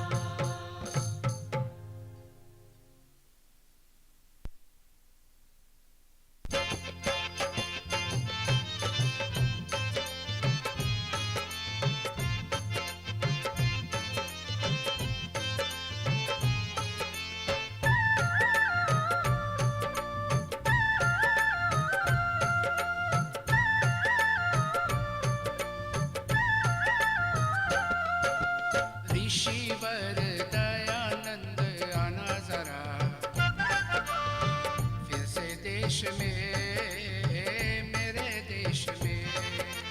ऋषिवर दयानंद आना जरा, इस देश में, मेरे देश में। टंकारा वाले स्वामी, ओ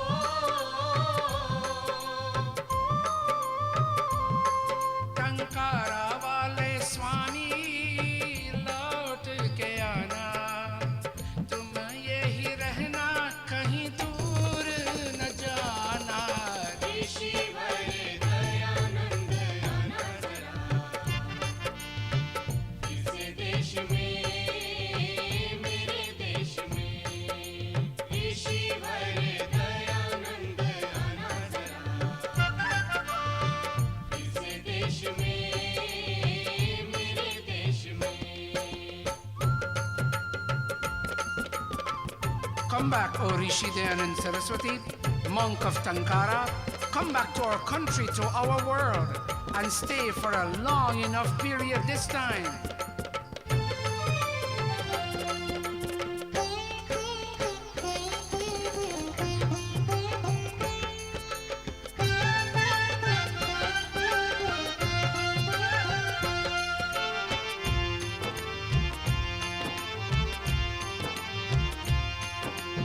जब जब तेरी याद हमें आ जाती है, तेरी दया उदारत हमें रुलाती है। वेद विरुद्ध मतों को देख उदास हुए, देखे नूतन भाष्य सत्यार्थ प्रकाश किए। ओ वेदों वाले स्वामी,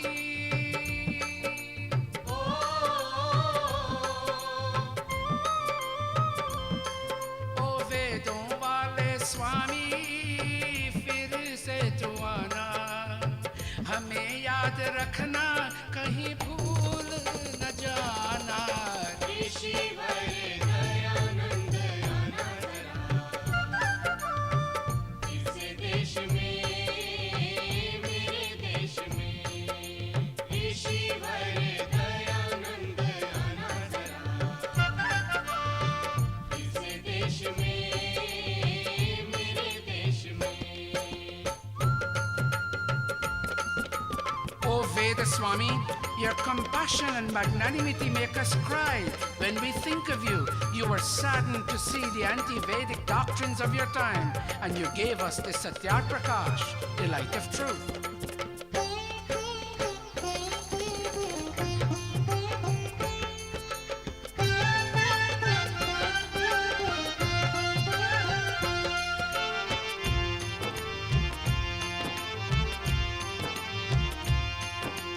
तूने नारी जाति को सम्मान दिया, देकर पुनः प्रतिष्ठा उनका त्राण किया।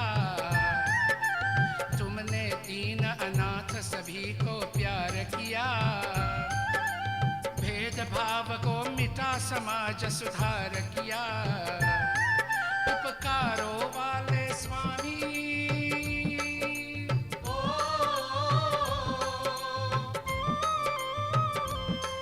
उपकारों वाले स्वामी, लौट के आना, तुम यही रहना, कहीं दूर न जाना।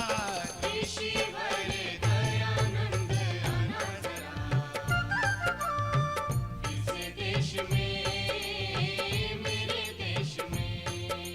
ऋषि वर दयानंद आना जरा, इस देश में, मेरे देश में। Oh, beneficent Swami, you liberated women and gave them the respect they deserve. You embraced the poor and the homeless, you removed social barriers, and you reformed society.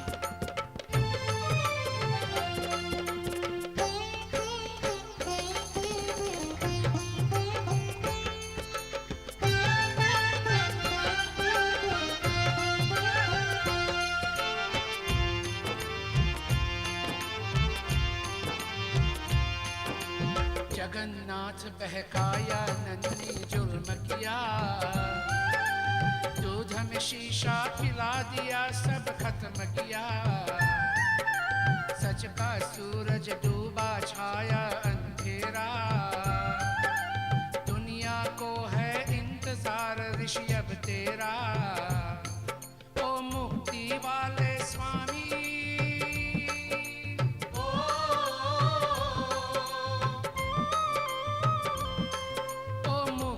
वाले स्वामी, फिर से तू आना, हमें याद रखना, कहीं भूल न जाना। ऋषि वर दयानंद आना जरा, इस देश में, मेरे देश में। ऋषि वर दयानंद आना जरा, इस देश में, देश में, मेरे देश में।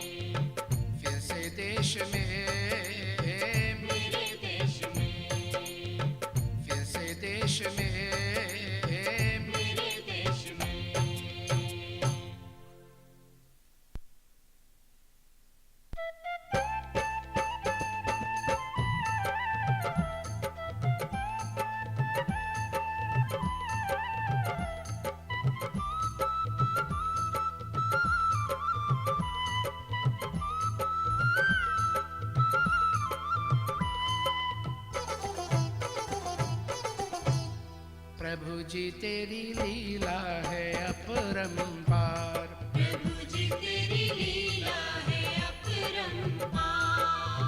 सबके मालिक सबके पालक, सबके मालिक सबके पालक, ओ जग के करतार। प्रभु जी तेरी लीला है अपरंपार।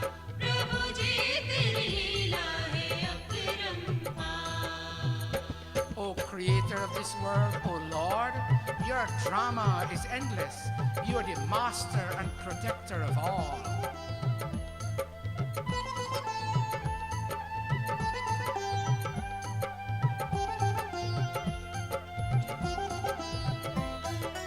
ओ अविनाशी घट घटवासी भेद न तेरा पाया। ओ अविनाशी घट घटवासी भेद न तेरा पाया। सबकी नजरों में रहकर भी नजर कभी न आया। सबकी नजरों में रहकर भी नजर कभी ना आया। पर तेरा जो हो जाए, तुझे हर रंग में वो पाए। तेरा करे सदा दीदार। प्रभु जी तेरी लीला है अपरंपार। प्रभु जी तेरी लीला है अपरंपार। No one can fathom your power. You who are beyond destruction and residing in every living organism. You are present in every eye, but no eye has ever yet seen you, God.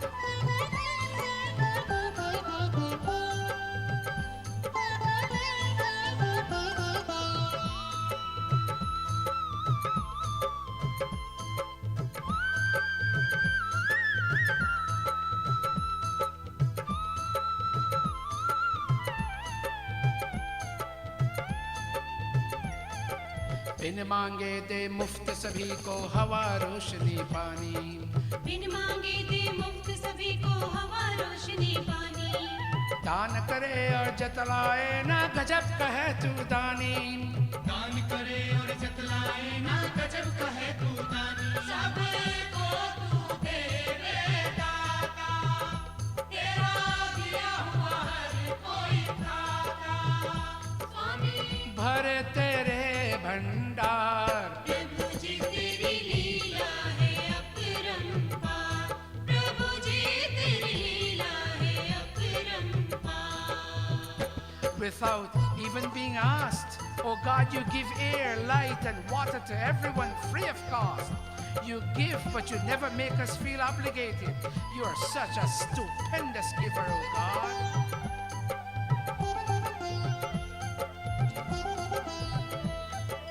ओ सेवक के मालिक तेरी हर एक बात निराली। ओ सेवक के मालिक तेरी हर एक बात निराली। हम तो छुट्टी करते हैं पर तू न बैठे थाली। हम तो छुट्टी करते हैं पर तू ना बैठे ठाले। दिन रात और शाम सवेरे खुले रहते हैं दफ्तर तेरे। तू सबसे बड़ी सरकार। प्रभु जी तेरी लीला है अपरंपार। प्रभु जी तेरी लीला है अपरंपार। Oh Master, everything about you is unique. We can take a day off work, but you're always involved. You're never free from activity. Your office remains open 24/7, 365. You're the greatest sovereign. No one is your equal, oh God. प्रभु जी तेरी लीला है अपरंपार। प्रभु जी तेरी लीला है अपरंपार। प्रभु जी तेरी लीला है अपरंपार। प्रभु जी तेरी लीला है अपरंपार। प्रभु जी तेरी लीला है अपरंपार। क्षमेऽहं सर्वान् वै जीवान्, ते चक्षाम्यन्तु मां सदा। मैत्री स्यात् सर्वभूतेषु, न मे द्वेषोऽस्ति केनचित्। Durjanaha sajjano bhuyat, sajjanaha shantimapnuyat, shanto muchyeta bandhebhyo, muktaschanyan vimochayet. I forgive all living souls, and may everyone be forgiving towards me. May all wicked people become noble. May the noble be at peace. May those at peace be freed from bondage. And may the freed then release others. Om Shanti, Shanti, Shanti.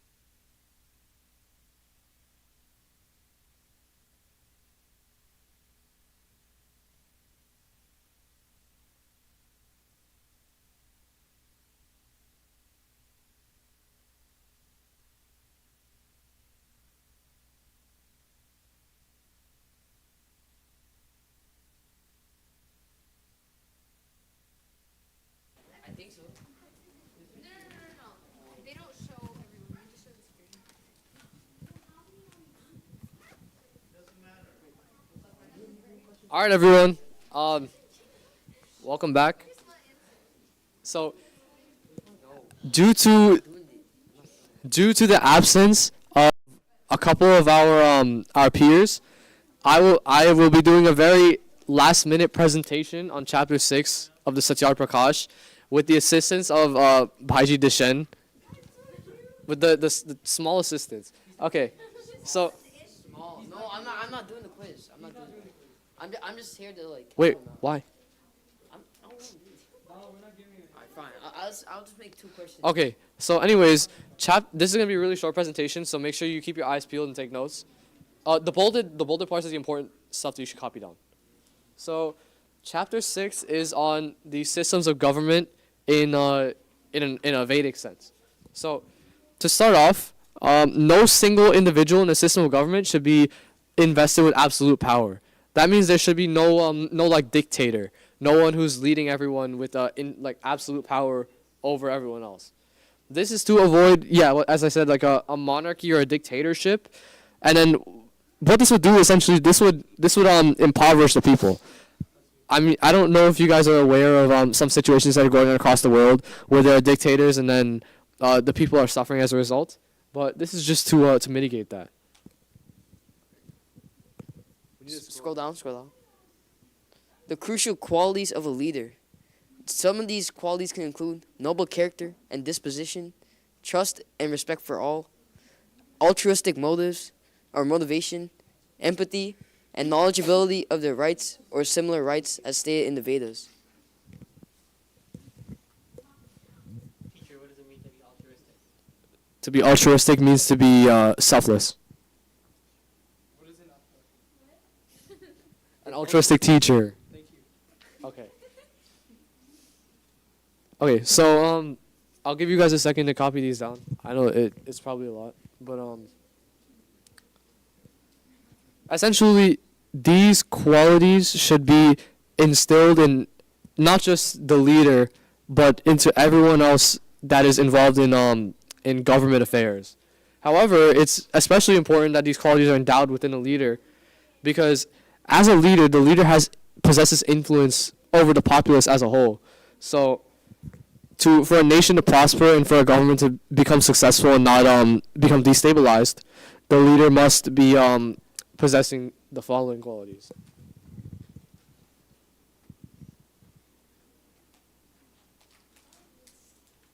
Something interesting to note is that a Vedic system of government is a system that's democratic, meaning that everyone has a say in the decisions made by the government. So I guess you could say that the American system of government is one that might be considered Vedic, but it's just that, for me at least, I feel like some of the government officials don't really possess noble qualities per se. But not to get into politics, but it is really tough to find a government official that possesses all of these qualities. But the Vedas, they tell us that these qualities guarantee a successful nation, successful government. So with the government installed, the government is responsible, obviously, for creating the law, passing laws, vetoing. You guys have government classes. I'm pretty sure you guys know U.S. history. So the law is essentially made according to the Satyar Prakash to primarily punish evil. It's not to be utilized to be vengeful or spiteful towards another person, or to be used with ill intent. So let's say you sue somebody out of malice. You sue someone for no reason in hope to get them in jail for something, maybe a crime they didn't commit. This is something that the Satyar Prakash is telling you to avoid. The law should also strike fear in the hearts of the evil. So a law should essentially stop people from doing this action that they shouldn't be doing. Well, another thing is, laws are there for people to face consequences, but they're not there to dissuade people from performing the action. People should have it within their moral compass to not do actions that are considered illegal. Like, for example, like, if you what's something terribly illegal? Like, that's okay to talk about. Okay, I guess driving under the influence, that's a good thing. You should know not to drive under the influence because you can cause harm to other people as well as yourself, right? The law is just there to give you the consequence. It's not there to dissuade you from doing it because you should already know that, right? But it does serve indeed as a motivational factor for individuals to pursue the opposite, which is virtuous actions, right? Like having a consequence to one thing automatically prevents other people from, or not prevents, but it dissuades other people from doing that thing in favor of something that's more virtuous.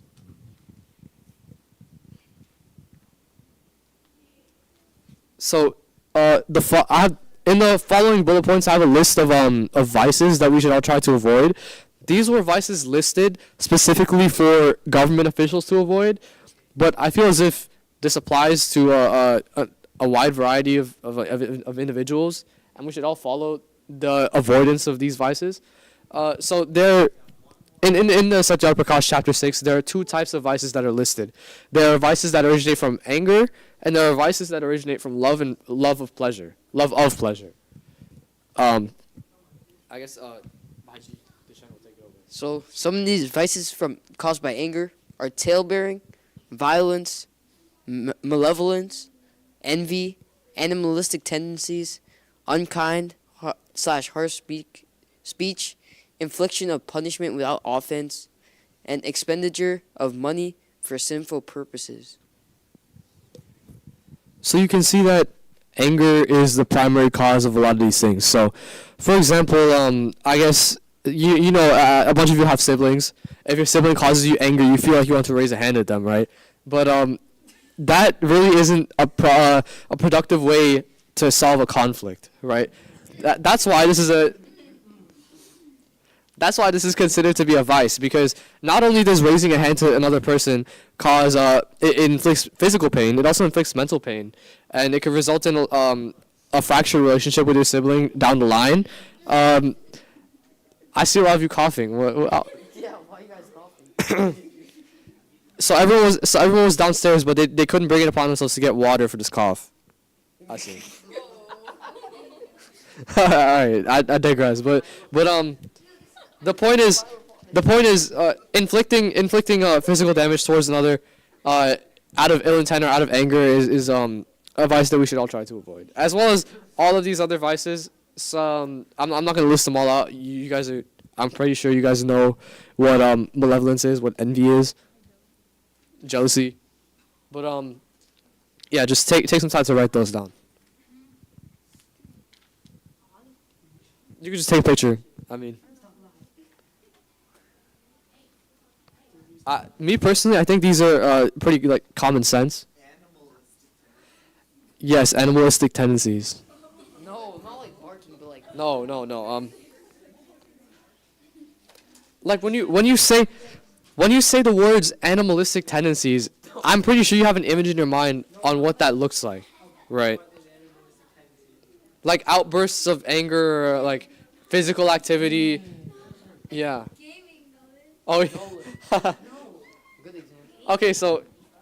Alright, some vices from love or pleasure is using intoxicants like drugs and alcohol, gaming, excess with women, hunting, childhood marriage / marriage of an elder to child, and stuff like that. All right, so these are words copy paste from the Satyar Prakash chapter 6. I'm not sure if gaming is used in the context that it's intended to be used, but I feel like very excessive gaming per se does have an adverse effect, because love of pleasure is if you have dopamine, a lot of dopamine going to your brain. Dopamine is a hormone. Excessive gaming can cause your dopamine flow to your brain to sort of fluctuate similarly to if you took, let's say, like a narcotic, like a substance. So over time, excessive gaming could result in a malfunctioning dopamine system, which, yeah. No, because in the long term, it does have effects. If like excessive is like if you game like 10 hours a day, if it's not like your job or anything, like if you. No, gambling's like a different thing, but I guess you could say gambling as well, but. Yeah, gaming. I was surprised when I saw that too, but I think it means excessive gaming. I think it means like playing outside, not like actual games, like where you look at your phone. Excessive play. I don't know, bro. But being outdoors is good though. I don't. Yeah. It's from the subject. I guess you could take it subjectively, but I think you understand. I think you guys understand what it really. Well, it's implied that all of these are a result of lustful thoughts, or not just lustful thoughts, but love of pleasure is as in like, you know, when you do something and you feel a sense of like dopamine rushing to your brain, like, oh, you feel good from this, you know, it's like avoiding temptations, right? Can someone scroll up a little bit more? Up to the. Up. Yeah. So I guess a quick overview of the rest of these. So use of intoxicants is like use of substances that could cause harm to you.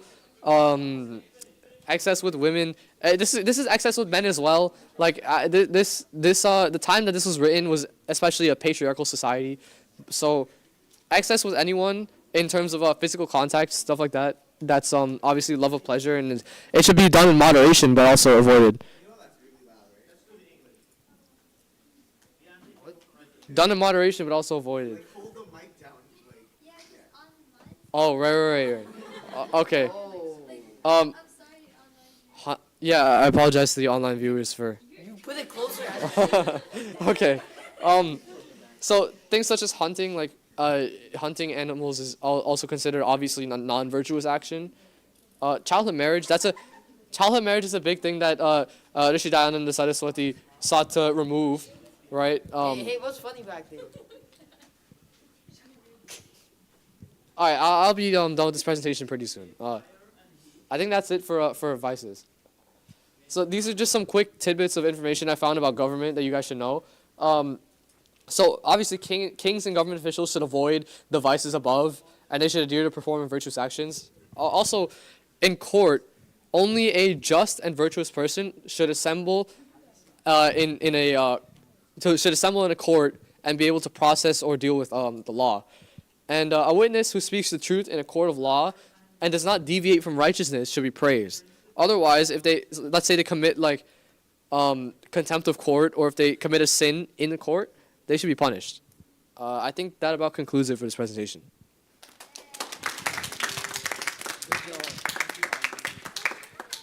So basically, we have a long break. It's 11:30, so but you can't go downstairs. No.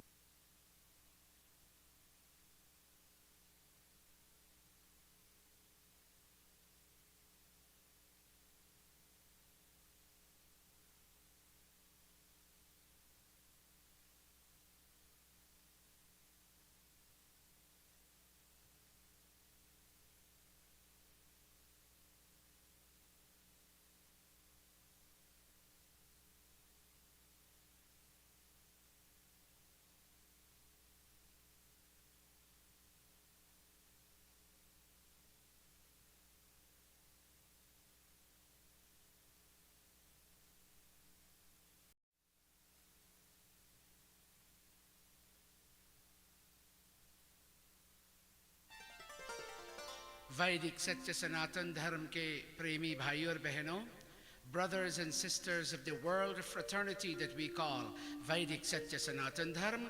This is Dr. Satish Prakash on behalf of Maharshi Dayananda Gurukula in Queens, New York City, the United States of America, welcoming you to yet one more CD of Atmagit Bhajans, the third such CD. And we encourage you to sit back in your living room mandirs and listen to this great CD and imbibe the deep spirituality that you can extract from these bhajans. Namaste, and may God bless all of us. Om Indram Vardhanto Apturaha Kranvanto Vishwamaryam Apagnanto Aravnaha. जो बोले सो अभय। वैदिक सत्य सनातन धर्म की जय।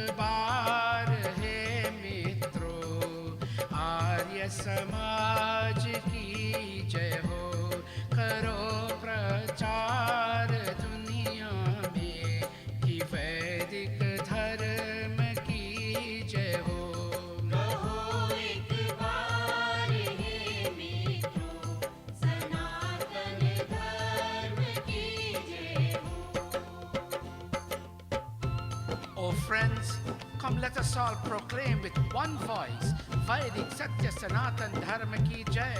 Come let us pool our resources to disseminate this dharma in all communities.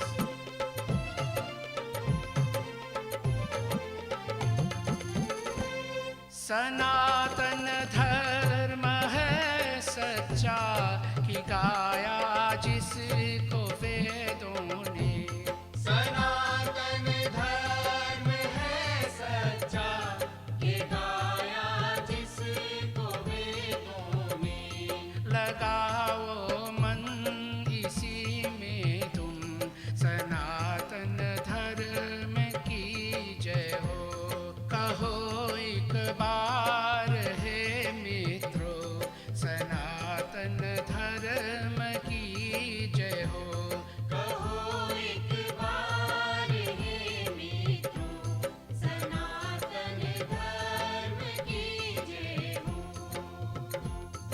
Vedic Satya Sanatan Dharma is a true way because it is taught by God in Ved. Oh, let your mind be immersed in this dharma.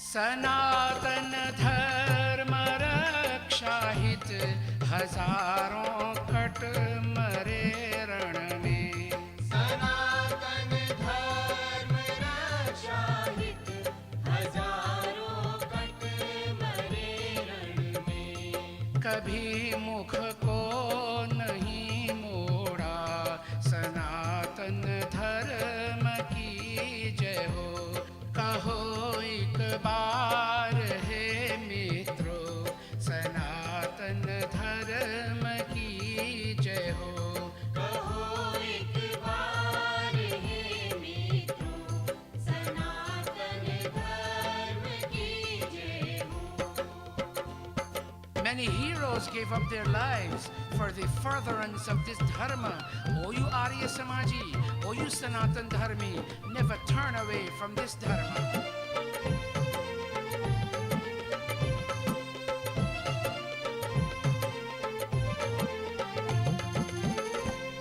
ऋषि संतान होने का जो दावा मन में रखते हो ऋषि संतान होने का जो दावा मन में रखते हो न छोड़ो धर्म अपने को वैदिक धर्म की जय हो कहो एक बार हे मित्रों सनातन धर्म की जय हो कहो एक बार हे मित्रों सनातन धर्म की जय हो O you Arya Samaji and Sanatan Dharmi, you claim to be a child of the rishis. You must never, you can never abandon Vedic Satya Sanatan Dharma.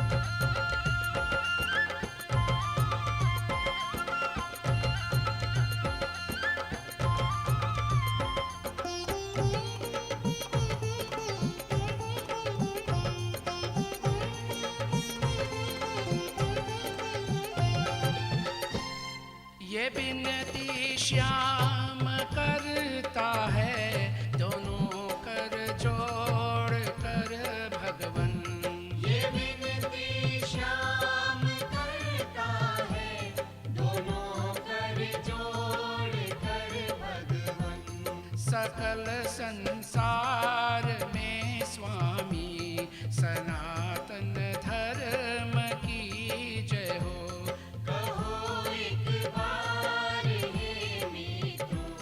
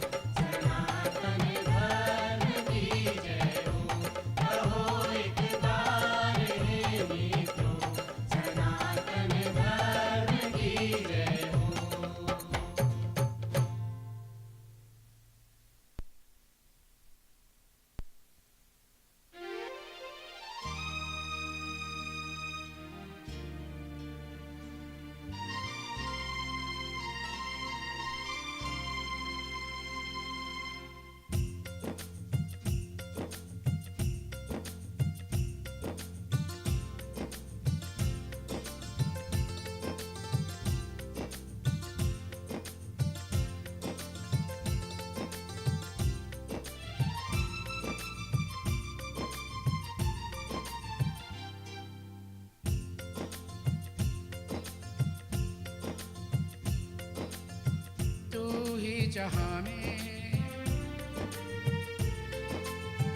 अंतर्यामी, तू ही जहां में अंतर्यामी, अंतकरण का भी तू ही है स्वामी।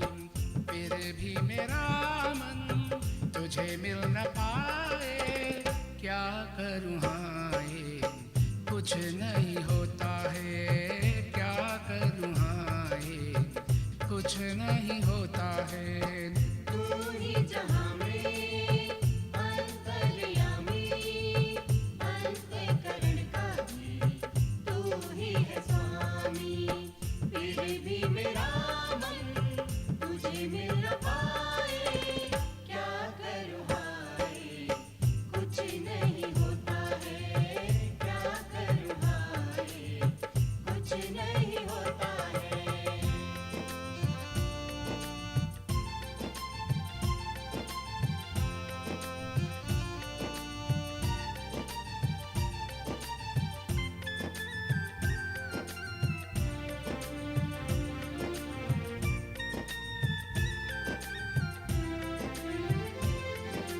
कोई बनाए मूरत तेरी, पर है नहीं कुछ सूरत तेरी।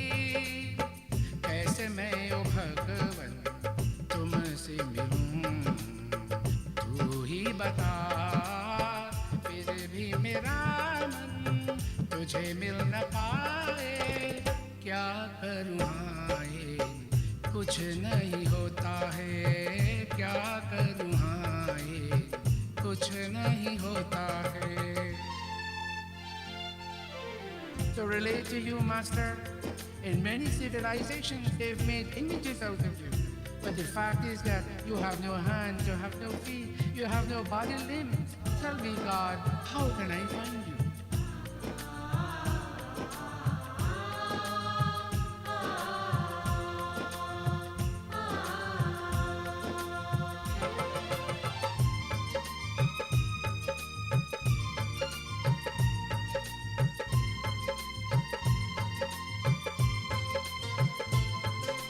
जिसमें न देखा उसमें है तू, सागर से लेके कागर में तू, कण कण में व्यापे तू पर न दिखता मुझ में भी है।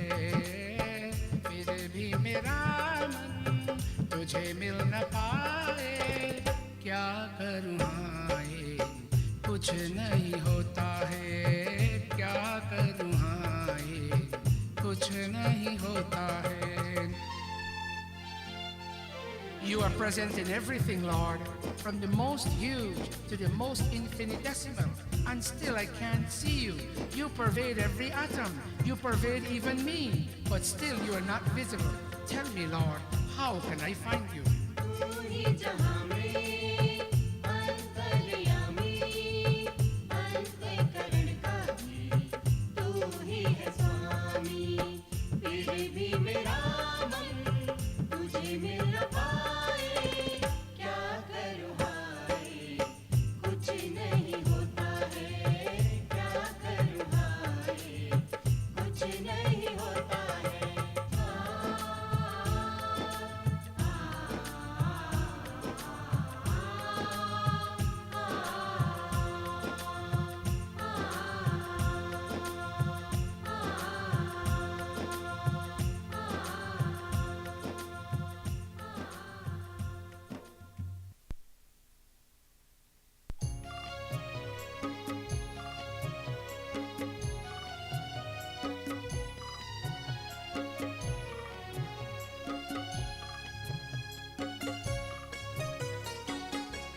प्रभु का नाम कुछ जप ले, धर्म के काम कुछ कर ले। तू मोह में क्यों पड़ा है, तू मोह में क्यों पड़ा है। प्रभु का नाम कुछ जप ले, धर्म के काम कुछ कर ले। तू मोह में क्यों पड़ा है, तू मोह में क्यों पड़ा Chant God's name for a few moments, O mankind, and do some dharmic virtuous works. Why are you lost in wrong priorities?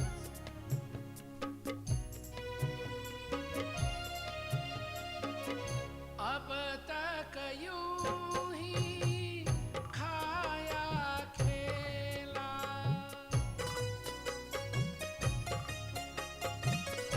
अब तक यूं ही खाया खेला, किसका पैसा किसका ढेला, दुनियादारी एक झमेला, जिसे तू कहता अपना है, अरे पगले वो सपना है, ये मतलब का जहां है, ये मतलब का जहां है। प्रभु का नाम कुछ जप ले, धर्म के काम कुछ कर ले, तू मोह में क्यों पड़ा है, तू मोह में क्यों पड़ा है। All you have done thus far is enjoy pleasures and frolic around.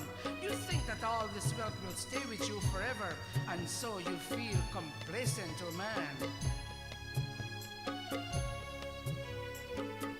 यहाँ 2 दिन का रैन बसेरा,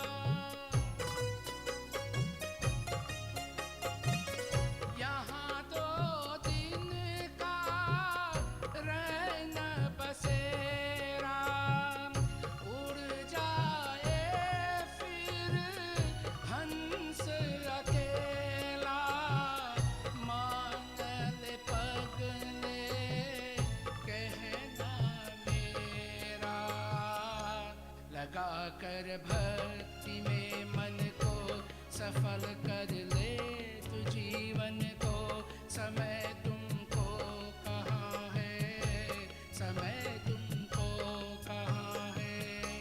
प्रभु का नाम कुछ जप ले, धर्म के काम कुछ कर ले, तू मोह में क्यों पड़ा है, तू मोह में क्यों पड़ा है। You came to live for 2 days in this world. Your bird-like soul will one day fly away all alone. Before this happens, O you mankind, devote your energies to God and make your brief stay in this world successful. Time is running out on you. प्रभु का नाम कुछ जप ले, धर्म के काम कुछ कर ले, तू मोह में क्यों पड़ा है, तू मोह में क्यों पड़ा है, तू मोह में क्यों पड़ा है, तू मोह में क्यों पड़ा है।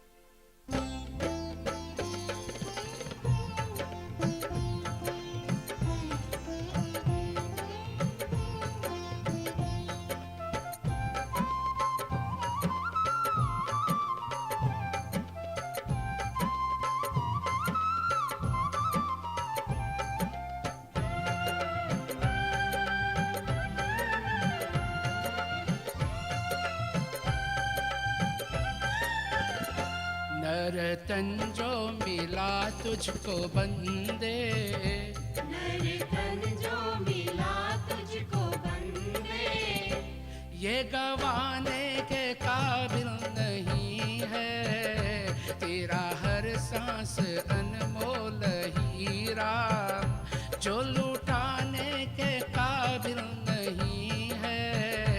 नर्तन जो मिला तुझको बंदे। Oh man, this human body you currently have is not worthy of being wasted. Each breath of yours is like expensive jewelry. that should never be squandered.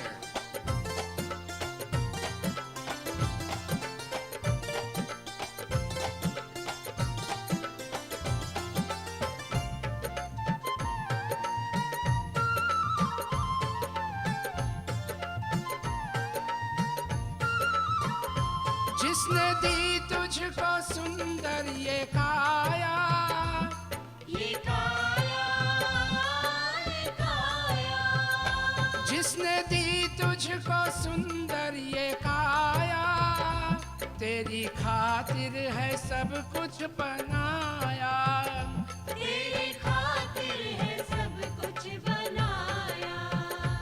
ऐसे दाता को तूने भुलाया, ऐसे दाता को तूने बुलाया, जो भुलाने के काबिल नहीं है। नर तन जो मिला तुझको बंदे, ये गवाने के काबिल नहीं है। नर तन जो मिला तुझको बंदे। God gave you this beautiful body and put into place cosmic resources for your growth and advancement. Such a God is not worthy of being cast aside. But alas, O mankind, you did cast him aside.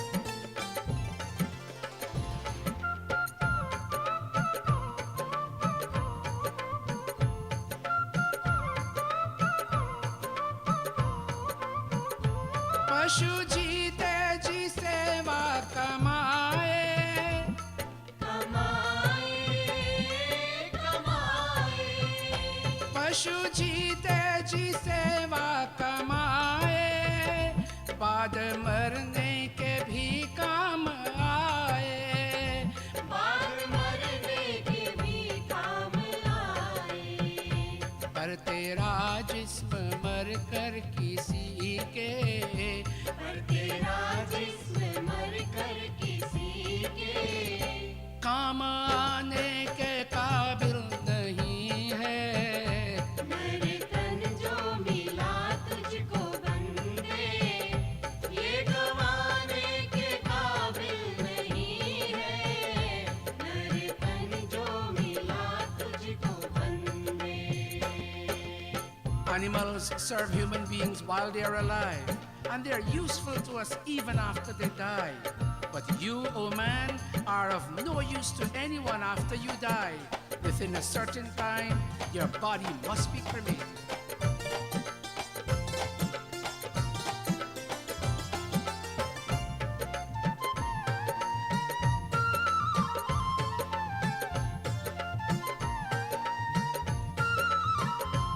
अब न समझा तो रोना पड़ेगा, पड़ेगा, पड़ेगा, अब न समझा तो रोना पड़ेगा, नरक में गर्क होना पड़ेगा, नरक में गर्क होना पड़ेगा।